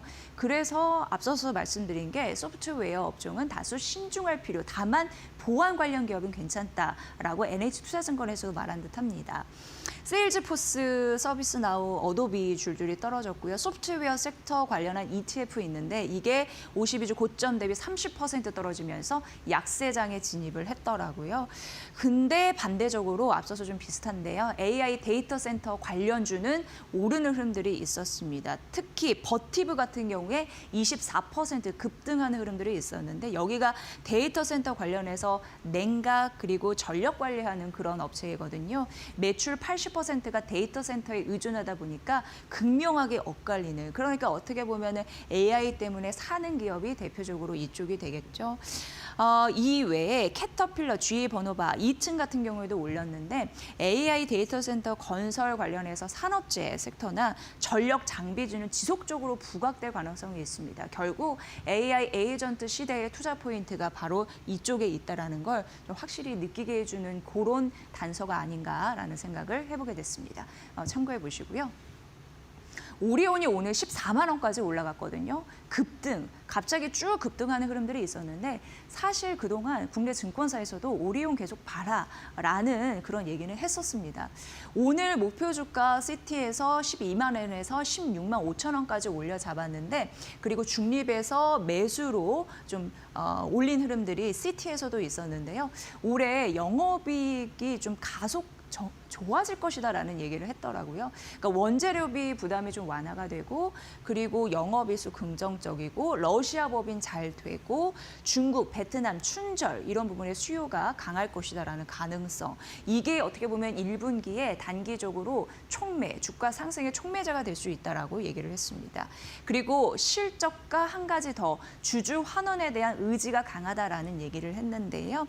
여기에 2025년 주당 배당금 같은 경우에도 2,500원에서 3,500원으로 상향 결정한 부분이 있고요. 이런 부분도 좀 보시고요. 다만 이제 리가켄바이오 지분 이런 부분을 좀 제외했을 때 밸류 매력은 부각된다라고 하는데 그런 지분 가치가 얼마인지까지도 좀 언급을 했습니다. 시티는 16만 5천 원을 올려 잡았는데요. 국내 증권사는 더 올렸더라고요. DS투자증권이 오리온 18만 원으로 오늘 아침에 목표 주가 상향했고요. 키움증권 같은 경우에도 17만 5천 원으로 목표 주가 상향했으니까 이 부분도 알려드립니다. 자, 현대백화점 보겠습니다. 현대백화점 강한데 밸류도 매력적 이렇게 제목을 잡았거든요. 일단 DB증권에서 목표 주가를 15만 원으로 상향 조정을 했습니다. 현대백화점의 그 침구류, 매트리스 이런 쪽의 계열사인 지누스의 부진은 좀 장기화되고 있는데요. 그럼에도 불구하고 본업, 백화점이 잘하다 보니까 긍정적인 이익 사이클 이런 부분에서 기대가 좀 가능하지 않나라는 생각을 해보게 됩니다. 일단 영업이익 상승 기조는 분명하다라고 하면서 목표 주가 15만 원 올려잡은 흐름들이 있었고요. 올해 백화점 사업부 매출 4% 성장 가능할 것이다라고 봤고 영업이익만 봐더라도 1년 사이에 한 500억 원 이상 증액될 가능성이 있다라고 했습니다. 명품, 패션 이런 부분의 고성장을 좀 이어갈 것으로 보이네요. 이런 거 보면 우리나라 경제는 확실히 K자형으로 가고 있지 않나 이런 생각을 좀 해보게 되고요. 면세 산업 같은 경우에도 연간 100억 원 수준으로 영업이익을 달성할 가능성에 대해서 언급이 됐습니다. 현대백화점 15만 원 목표 주가 상향했는데 오늘 아침에 키움증권 그리고 대신 그 외에 다수의 증권사에서도 목표 주가 상향했고 그 밴드는 여기에 제시했으니까 참고해 보시면 될 것 같습니다. 시프트 업 보도록 하겠습니다. 일단 골드만삭스에서 목표 주가를 36,000원으로 얘기를 했고 투자 의견은 중립으로 유지한다라고 얘기를 했는데 신작에 대해서 뚜렷한 효과에 대해서 좀 의문을 갖는 것 같더라고요. 그러면서 강한 상승 모멘텀에 브레이크를 걸릴 가능성이 있다라고 언급을 했습니다. 일단 4분기 실적 같은 경우에는 뭐 시장 기대치와 유사하거나 하회하는 그런 흐름들을 보았는데 여기에 대표 이제 IP는 니케입니다. 승리의 여신 니케. 니케 같은 경우에는 괜찮았거든요. 뭐 글로벌리 또 중국 같은 경우에도 성장세가 비교적 안정적인 흐름들을 나타냈고 다음 스텔라 블레이드 같은 경우에도 그러니까 사실 이 두 가지가 앞으로도 영업이익 단에서 굉장히 중요한 그 촉매제 역할을 해줘야 될 텐데 이런 부분을 좀 보셔야 될 것 같고요. 일단 스텔라 블레이드 같은 경우도 실적을 방어는 했습니다. 올해 안정적인 성장이 과연 가능할까에 대해서 이제 주가는 갈릴 것으로 보이는데요. 니케 같은 경우에는 작년 이상의 좀 수준이 되지 않을까라는 예측, 뭐 골드만삭스에서 하는 바이고요. 스텔라 블레이드 같은 경우에도 여기에서 좀 추가 매출 기대가 가능한 게 플랫폼을 확장할 수 있는 가능성이 있더라고요. 이것도 보시기 바랍니다. 또한 올해 상반기 주주환원 정책을 좀 강화할 가능성이 있다고 하니까 이것도 투자 포인트로 보시면 될 것 같습니다. 다만 이제 중립으로 유지를 했잖아요. 국내 증권사 같은 경우에 교보 미래에셋에서는 목표 주가를 오히려 좀 떨어뜨렸습니다. 그래도 목표 주가가 골드만삭스보다는 높습니다. 52,000원에서 48,000원으로 내려잡았는데 올해 영업이 이런 부분에서 좀 역성장이 불가피하지 않을까라는 의견이 있습니다. 어쨌든 시프트업을 바라보는 주가의 모멘텀, 니케와 스텔라 블레이드에 있는데 이게 정말 성장을 할 수 있을지 보셔야 될 그런 중요한 요인 여기에 있으니까 잘 판단해 보시기 바랍니다. 오늘은 시프트업까지 만나봤습니다.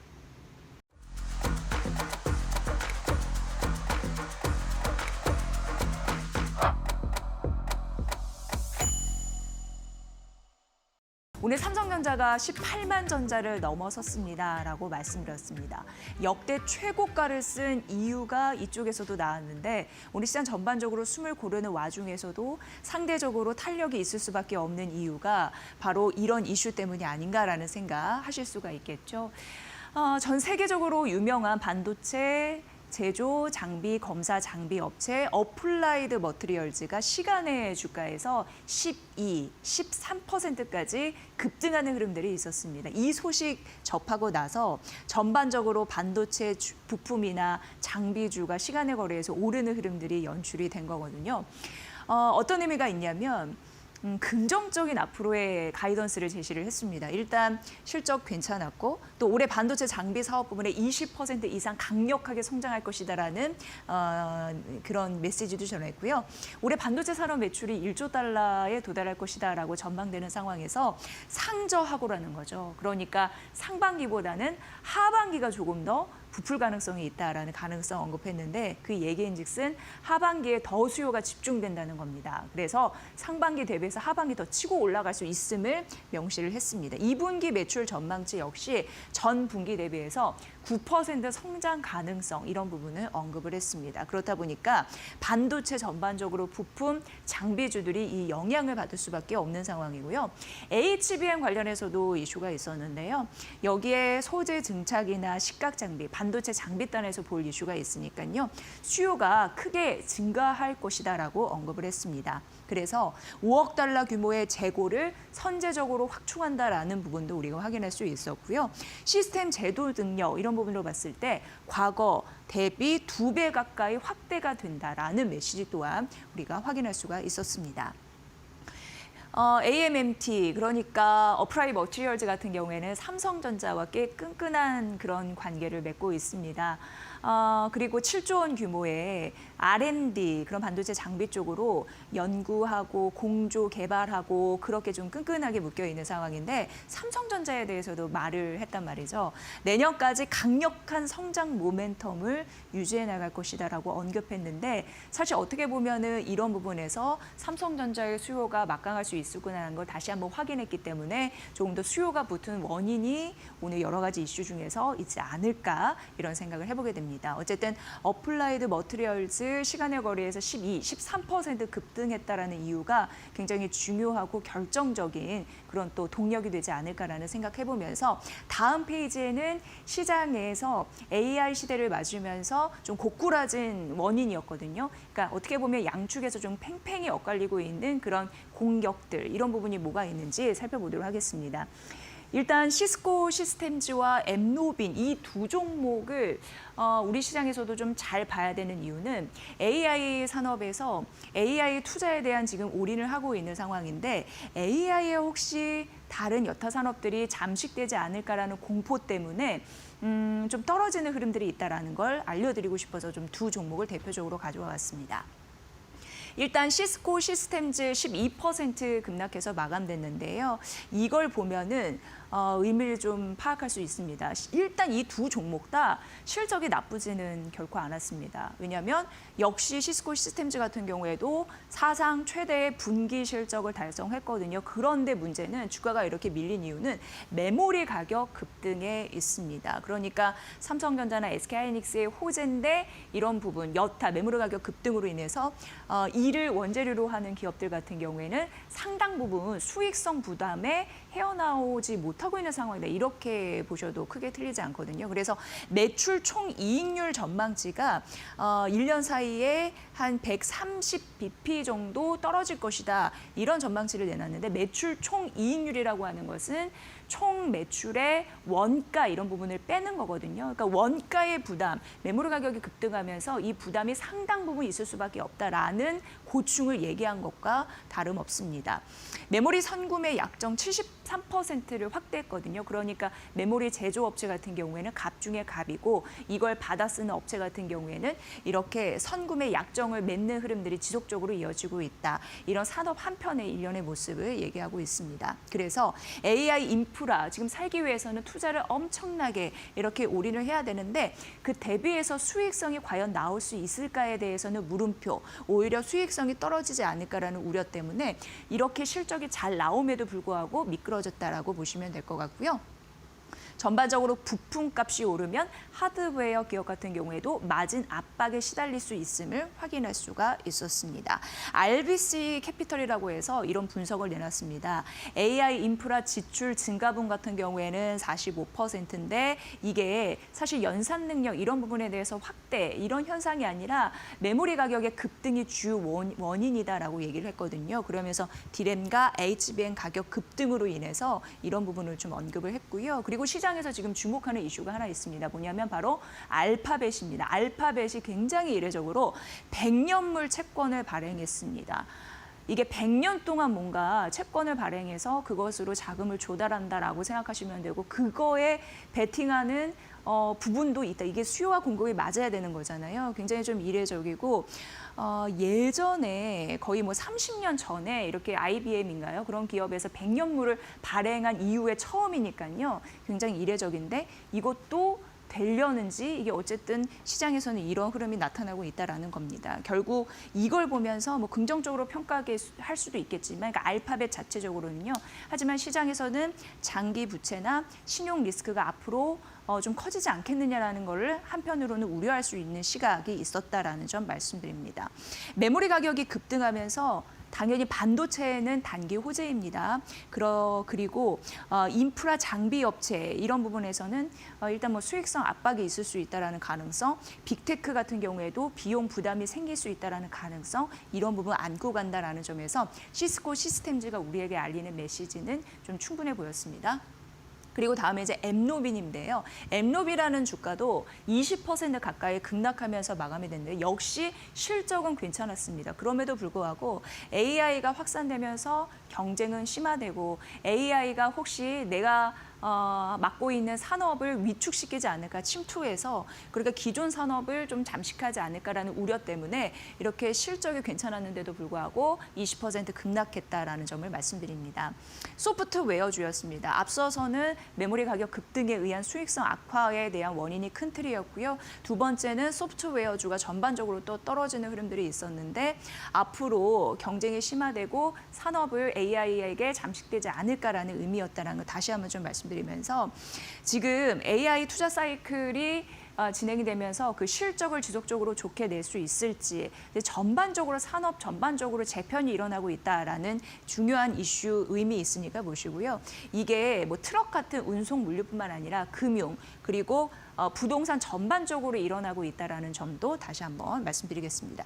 이런 흐름들이 나타나다 보니까 은 같은 경우에도 10% 급락했죠. 금도 3% 떨어졌죠. 비트코인도 떨어졌죠. 마진콜, 증거금을 올리는 그런 이슈 때문에 전반적으로 좀 하락하는 흐름들도 있었고 개인의 수급도 좀 말라가고 있다고 합니다.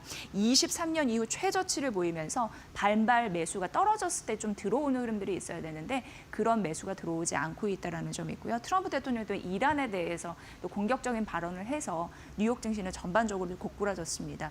어쨌든 AI 산업에서 우리가 투자하는데 굉장히 중요한 두 축이 갈등을 일으키고 있다라는 점 좀 알려드리겠습니다.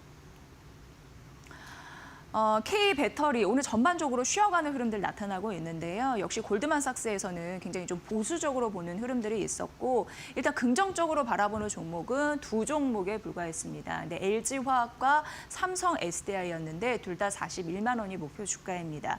이걸 보면은 화학에 대한 업황이 괜찮거나 ESS 시장의 모멘텀이 살아있는 종목 이것만 좀 보인다라는 생각이 들고요. 그 외에 LG 에너지 솔루션을 비롯해서 뭐 LNF 같은 경우에는 중립이고 매도 쪽에 의견을 제시한 종목도 좀 상당 부분 있었는데 중립과 매도 의견을 제시한 종목 여기 써놨지만 대부분이 현재가 대비해서 굉장히 낮은 목표가 수준을 제시했다라는 점도 좀 보셔야 될 것 같습니다. 어쨌든 안 좋은 부분은 우리가 다 알고 있습니다. 그런데 최근 2차 전지 긍정적으로 바라보는 편에서는 휴머노이드, 로봇 그 배터리에 대한 성장 잠재력 이런 부분에 가치 평가를 매기잖아요. 근데 그런 부분은 없더라고요. 그래서 골드만삭스는 어떤 의미에서 우리 K배터리를 보고 있는지 한 시각, 한 단편을 알려주는 듯해서 좀 소개해드렸고요. 여러분도 참고사항으로 그런 전략 좀 반영해 보시면 될 것 같습니다. 지속해서 국내 증권사에서 K배터리를 어떻게 분석하는지는 저희가 마켓나우 2부에서 잘 설명을 해드리도록 하겠습니다. 요즘 지속적으로 금융주 모사지 이렇게 고민하시는 분들 계실 것 같습니다. 그래서 눈여겨보고 있고요.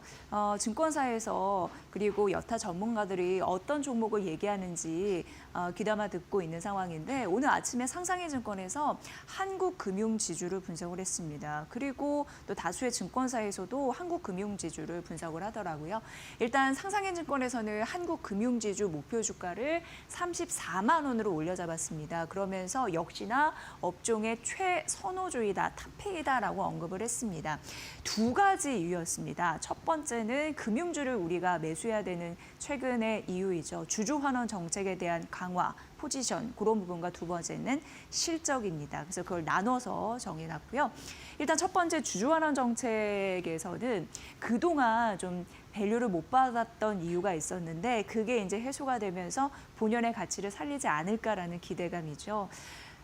수익률은 괜찮습니다. ROE가 한 18% 이상 나니까요. 1년에 벌어들이는 이익이다라고 보시면 되는데 그럼에도 불구하고 앞서서 말씀드린 대로 주주 환원율이 워낙 낮다 보니까 손이 잘 안 갔던 게 사실입니다. 그런데 이런 부분이 좀 해결이 될 것으로 보이죠. 배당 결의 이슈 있었고요. 배당 성향 25.1%에 DPS 8,690원, 주당 배당 이런 부분을 얘기하는 거고요. 그래서 배당소득 분리과세의 기준을 충족했다라는 부분과 더불어서 앞으로 기대감이 있는 거죠. 그리고 또한 연간 10% 이상 DPS를 상향하겠다라는 계획도 더해지고 있는 상황입니다. 상향에 대한 기대도 더해지고 있는 상황이고요. 4분기 지배 순이익 같은 경우에는 1년 사이에 200% 이상 증가를 하면서 역시나 지금 사업은 잘하고 있다라는 느낌이 들고 다만 이제 컨센은 9% 정도 빠지는 흐름들이 있었었는데요. 이게 일회성 충당금 때문입니다. 어찌됐건 앞으로 긍정적인 흐름들은 나타날 것으로 보이는데 왜냐하면 배당금들 이익 성장에 대한 가시화 이런 부분은 언급이 되더라고요. 운용 자산을 확대해 나갈 가능성도 언급이 되고요.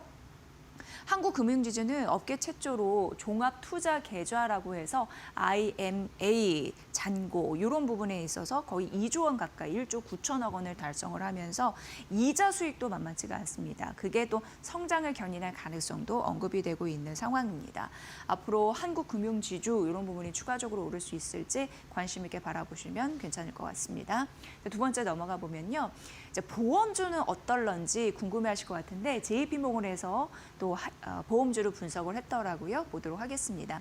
사실 뭐 규제도 있고 영업 환경에 대한 부담도 있는데 그럼에도 불구하고 보험주는 최근 코스피 대비해서 아웃퍼폼하는 시장 수익률 대비해서 괜찮은 흐름들이 나타났습니다.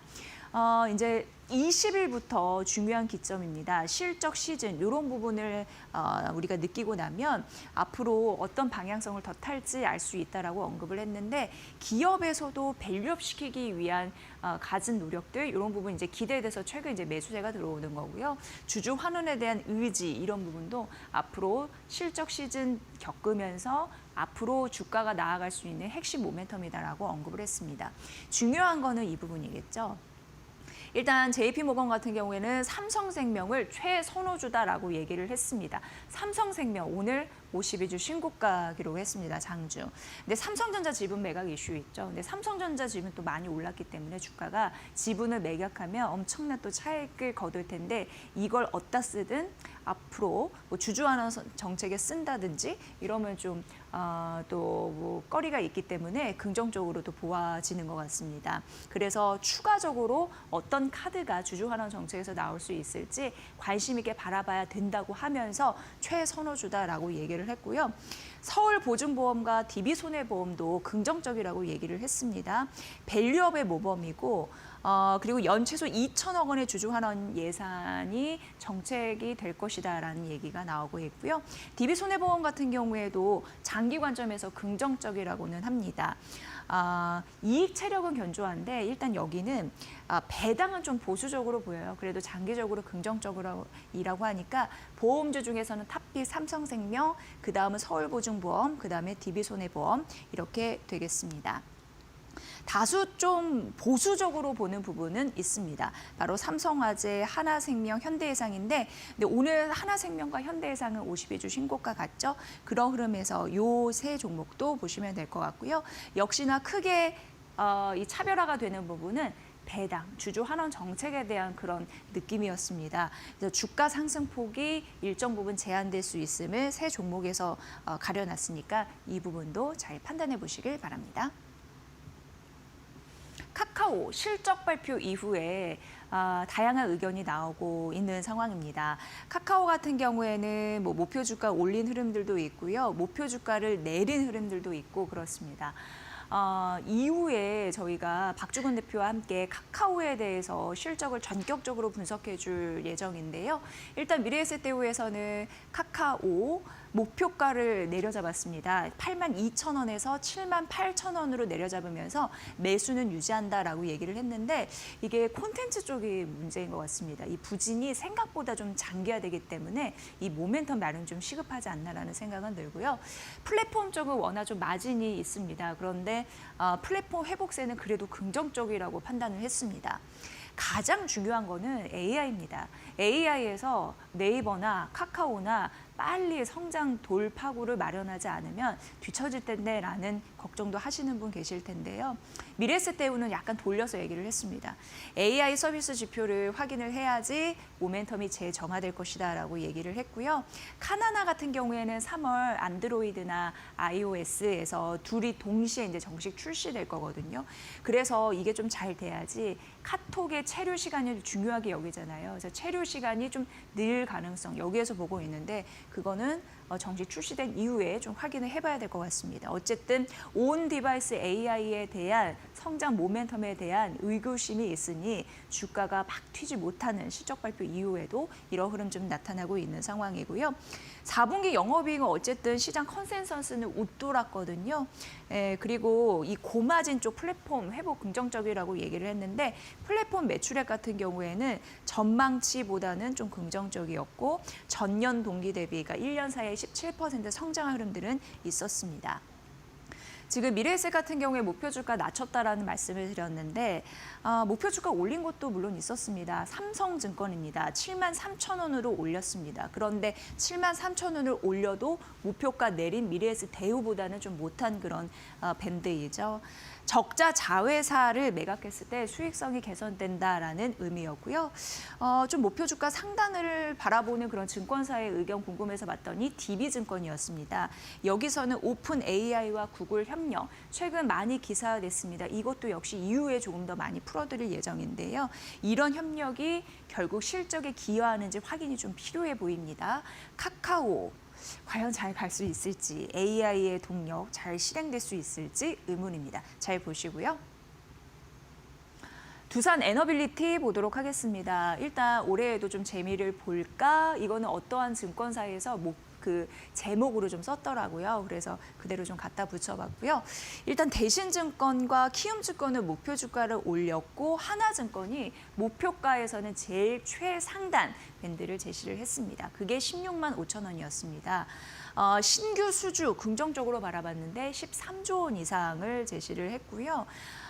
그리고 그 수주 잔고 안에서 중요한 부분이 이제 성장 산업이 어느 정도 될까인데 그 비중을 70% 웃돌 것으로 보면서 전사 마진이 우상향될 것이다라는 기대감 좀 내비쳤습니다. 대신증권 같은 경우에는 팀코리아 성장 잠재력을 주목해야 된다라는 얘기를 했는데 키움증권은 반대로 올해 팀코리아 대형 원전 수준은 좀 부재해도 다른 쪽에 좀 눈여겨봐야 된다라는 얘기를 해서 이 부분은 좀 보시고요. 키움증권이 12만 2천 원으로 목표 주가를 상향했잖아요. 근데 중장기 수주나 이익 상향 확률 이런 부분 이벤트를 주목하라라고 언급했으니까 이 부분은 잘 참고해 보시고요. KB증권이 좀 낮았습니다. 11만 6천 원 이 부분이었으니까 보시고요. 다시 한번 두산에너빌리티가 어제 김태훈 파트너 같은 경우에도 마켓나우 2부에서 아직 두산에너빌리티 저평가됐다라는 언급을 했잖아요. 추가적으로 좀 재미를 올해도 볼 수 있을지 지금 주가의 순위 낮다고 하니까 그런 흐름에서 잘 판단해 보시면 될 것 같습니다. 자, 그리고 이제 연휴가 곧 시작이 됩니다. 그런데 연휴 이후에 증시가 잘 갈 수 있을까 궁금해 하실 것 같아서 대신증권이 오늘 이걸 분석해 놨더라고요. 잠시 주요 골자만 소개를 해드리도록 하겠습니다. 코스피는 지금 뭐 하루 올랐다 하루 떨어지는 그것도 큰 폭으로 올랐다 큰 폭으로 내리는 그런 또 우리가 경험을 하고 있는 상황인데 어찌됐건 대외 변동성 이런 부분을 우리가 경험을 하고 있는 상황이고요. 그걸 소화하면서도 4,900선 같은 경우에는 지지를 좀 확인하고 있다라고 언급을 했습니다. 오늘 같은 경우에도 미국 시장 떨어져도 우리가 장중에 그래도 5,500을 좀 터치를 했다라는 좀 의미가 있지 않을까라는 생각을 하고요. 결국 대신증권은 최근에 우리 코스피 조정 그 성격을 어떻게 얘기를 하냐면 실적도 괜찮고 그냥 순환매 속에 건전한 조정이다 이렇게 생각을 하더라고요. 실적 전망이 상향이 되고 있고 코리아 디스카운트 완화 흐름을 좀 보이고 있는데 코스피는 글로벌 시장 대비해서 여전히 저평가되고 있다라는 언급을 했습니다. 그리고 이제 긍정적인 코멘트가 여기서부터 나오는데 연휴 동안 불확실성이 일정 부분 해소가 된다면 2월 말 그리고 3월 초 상승 재개가 될 것이다라는 전망을 하더라고요. 그러면서 반도체 방산, 조선, 자동차 이런 섹터들이 다시 한번 튀어오를 가능성에 대해서 언급을 했습니다. 매물 소화 후에 주도력을 회복할 수 있다라는 가능성이었죠. 지금 에너지 디스플레이 유틸리티 펀더멘털 대비 저평가된 부분, 순환매 대응이 유효하다고 하니까 이런 부분도 잘 참고해 보시길 바라겠습니다. 어쨌든 연휴 후 이제 연휴가 시작되는데 반도체, 자동차 그리고 코리아 디스카운트 된 다양한 그런 업종들이 더 살아날 수 있을지 관전 포인트니까 이 부분 저희가 지속적으로 관찰해서 전해드리도록 하겠습니다.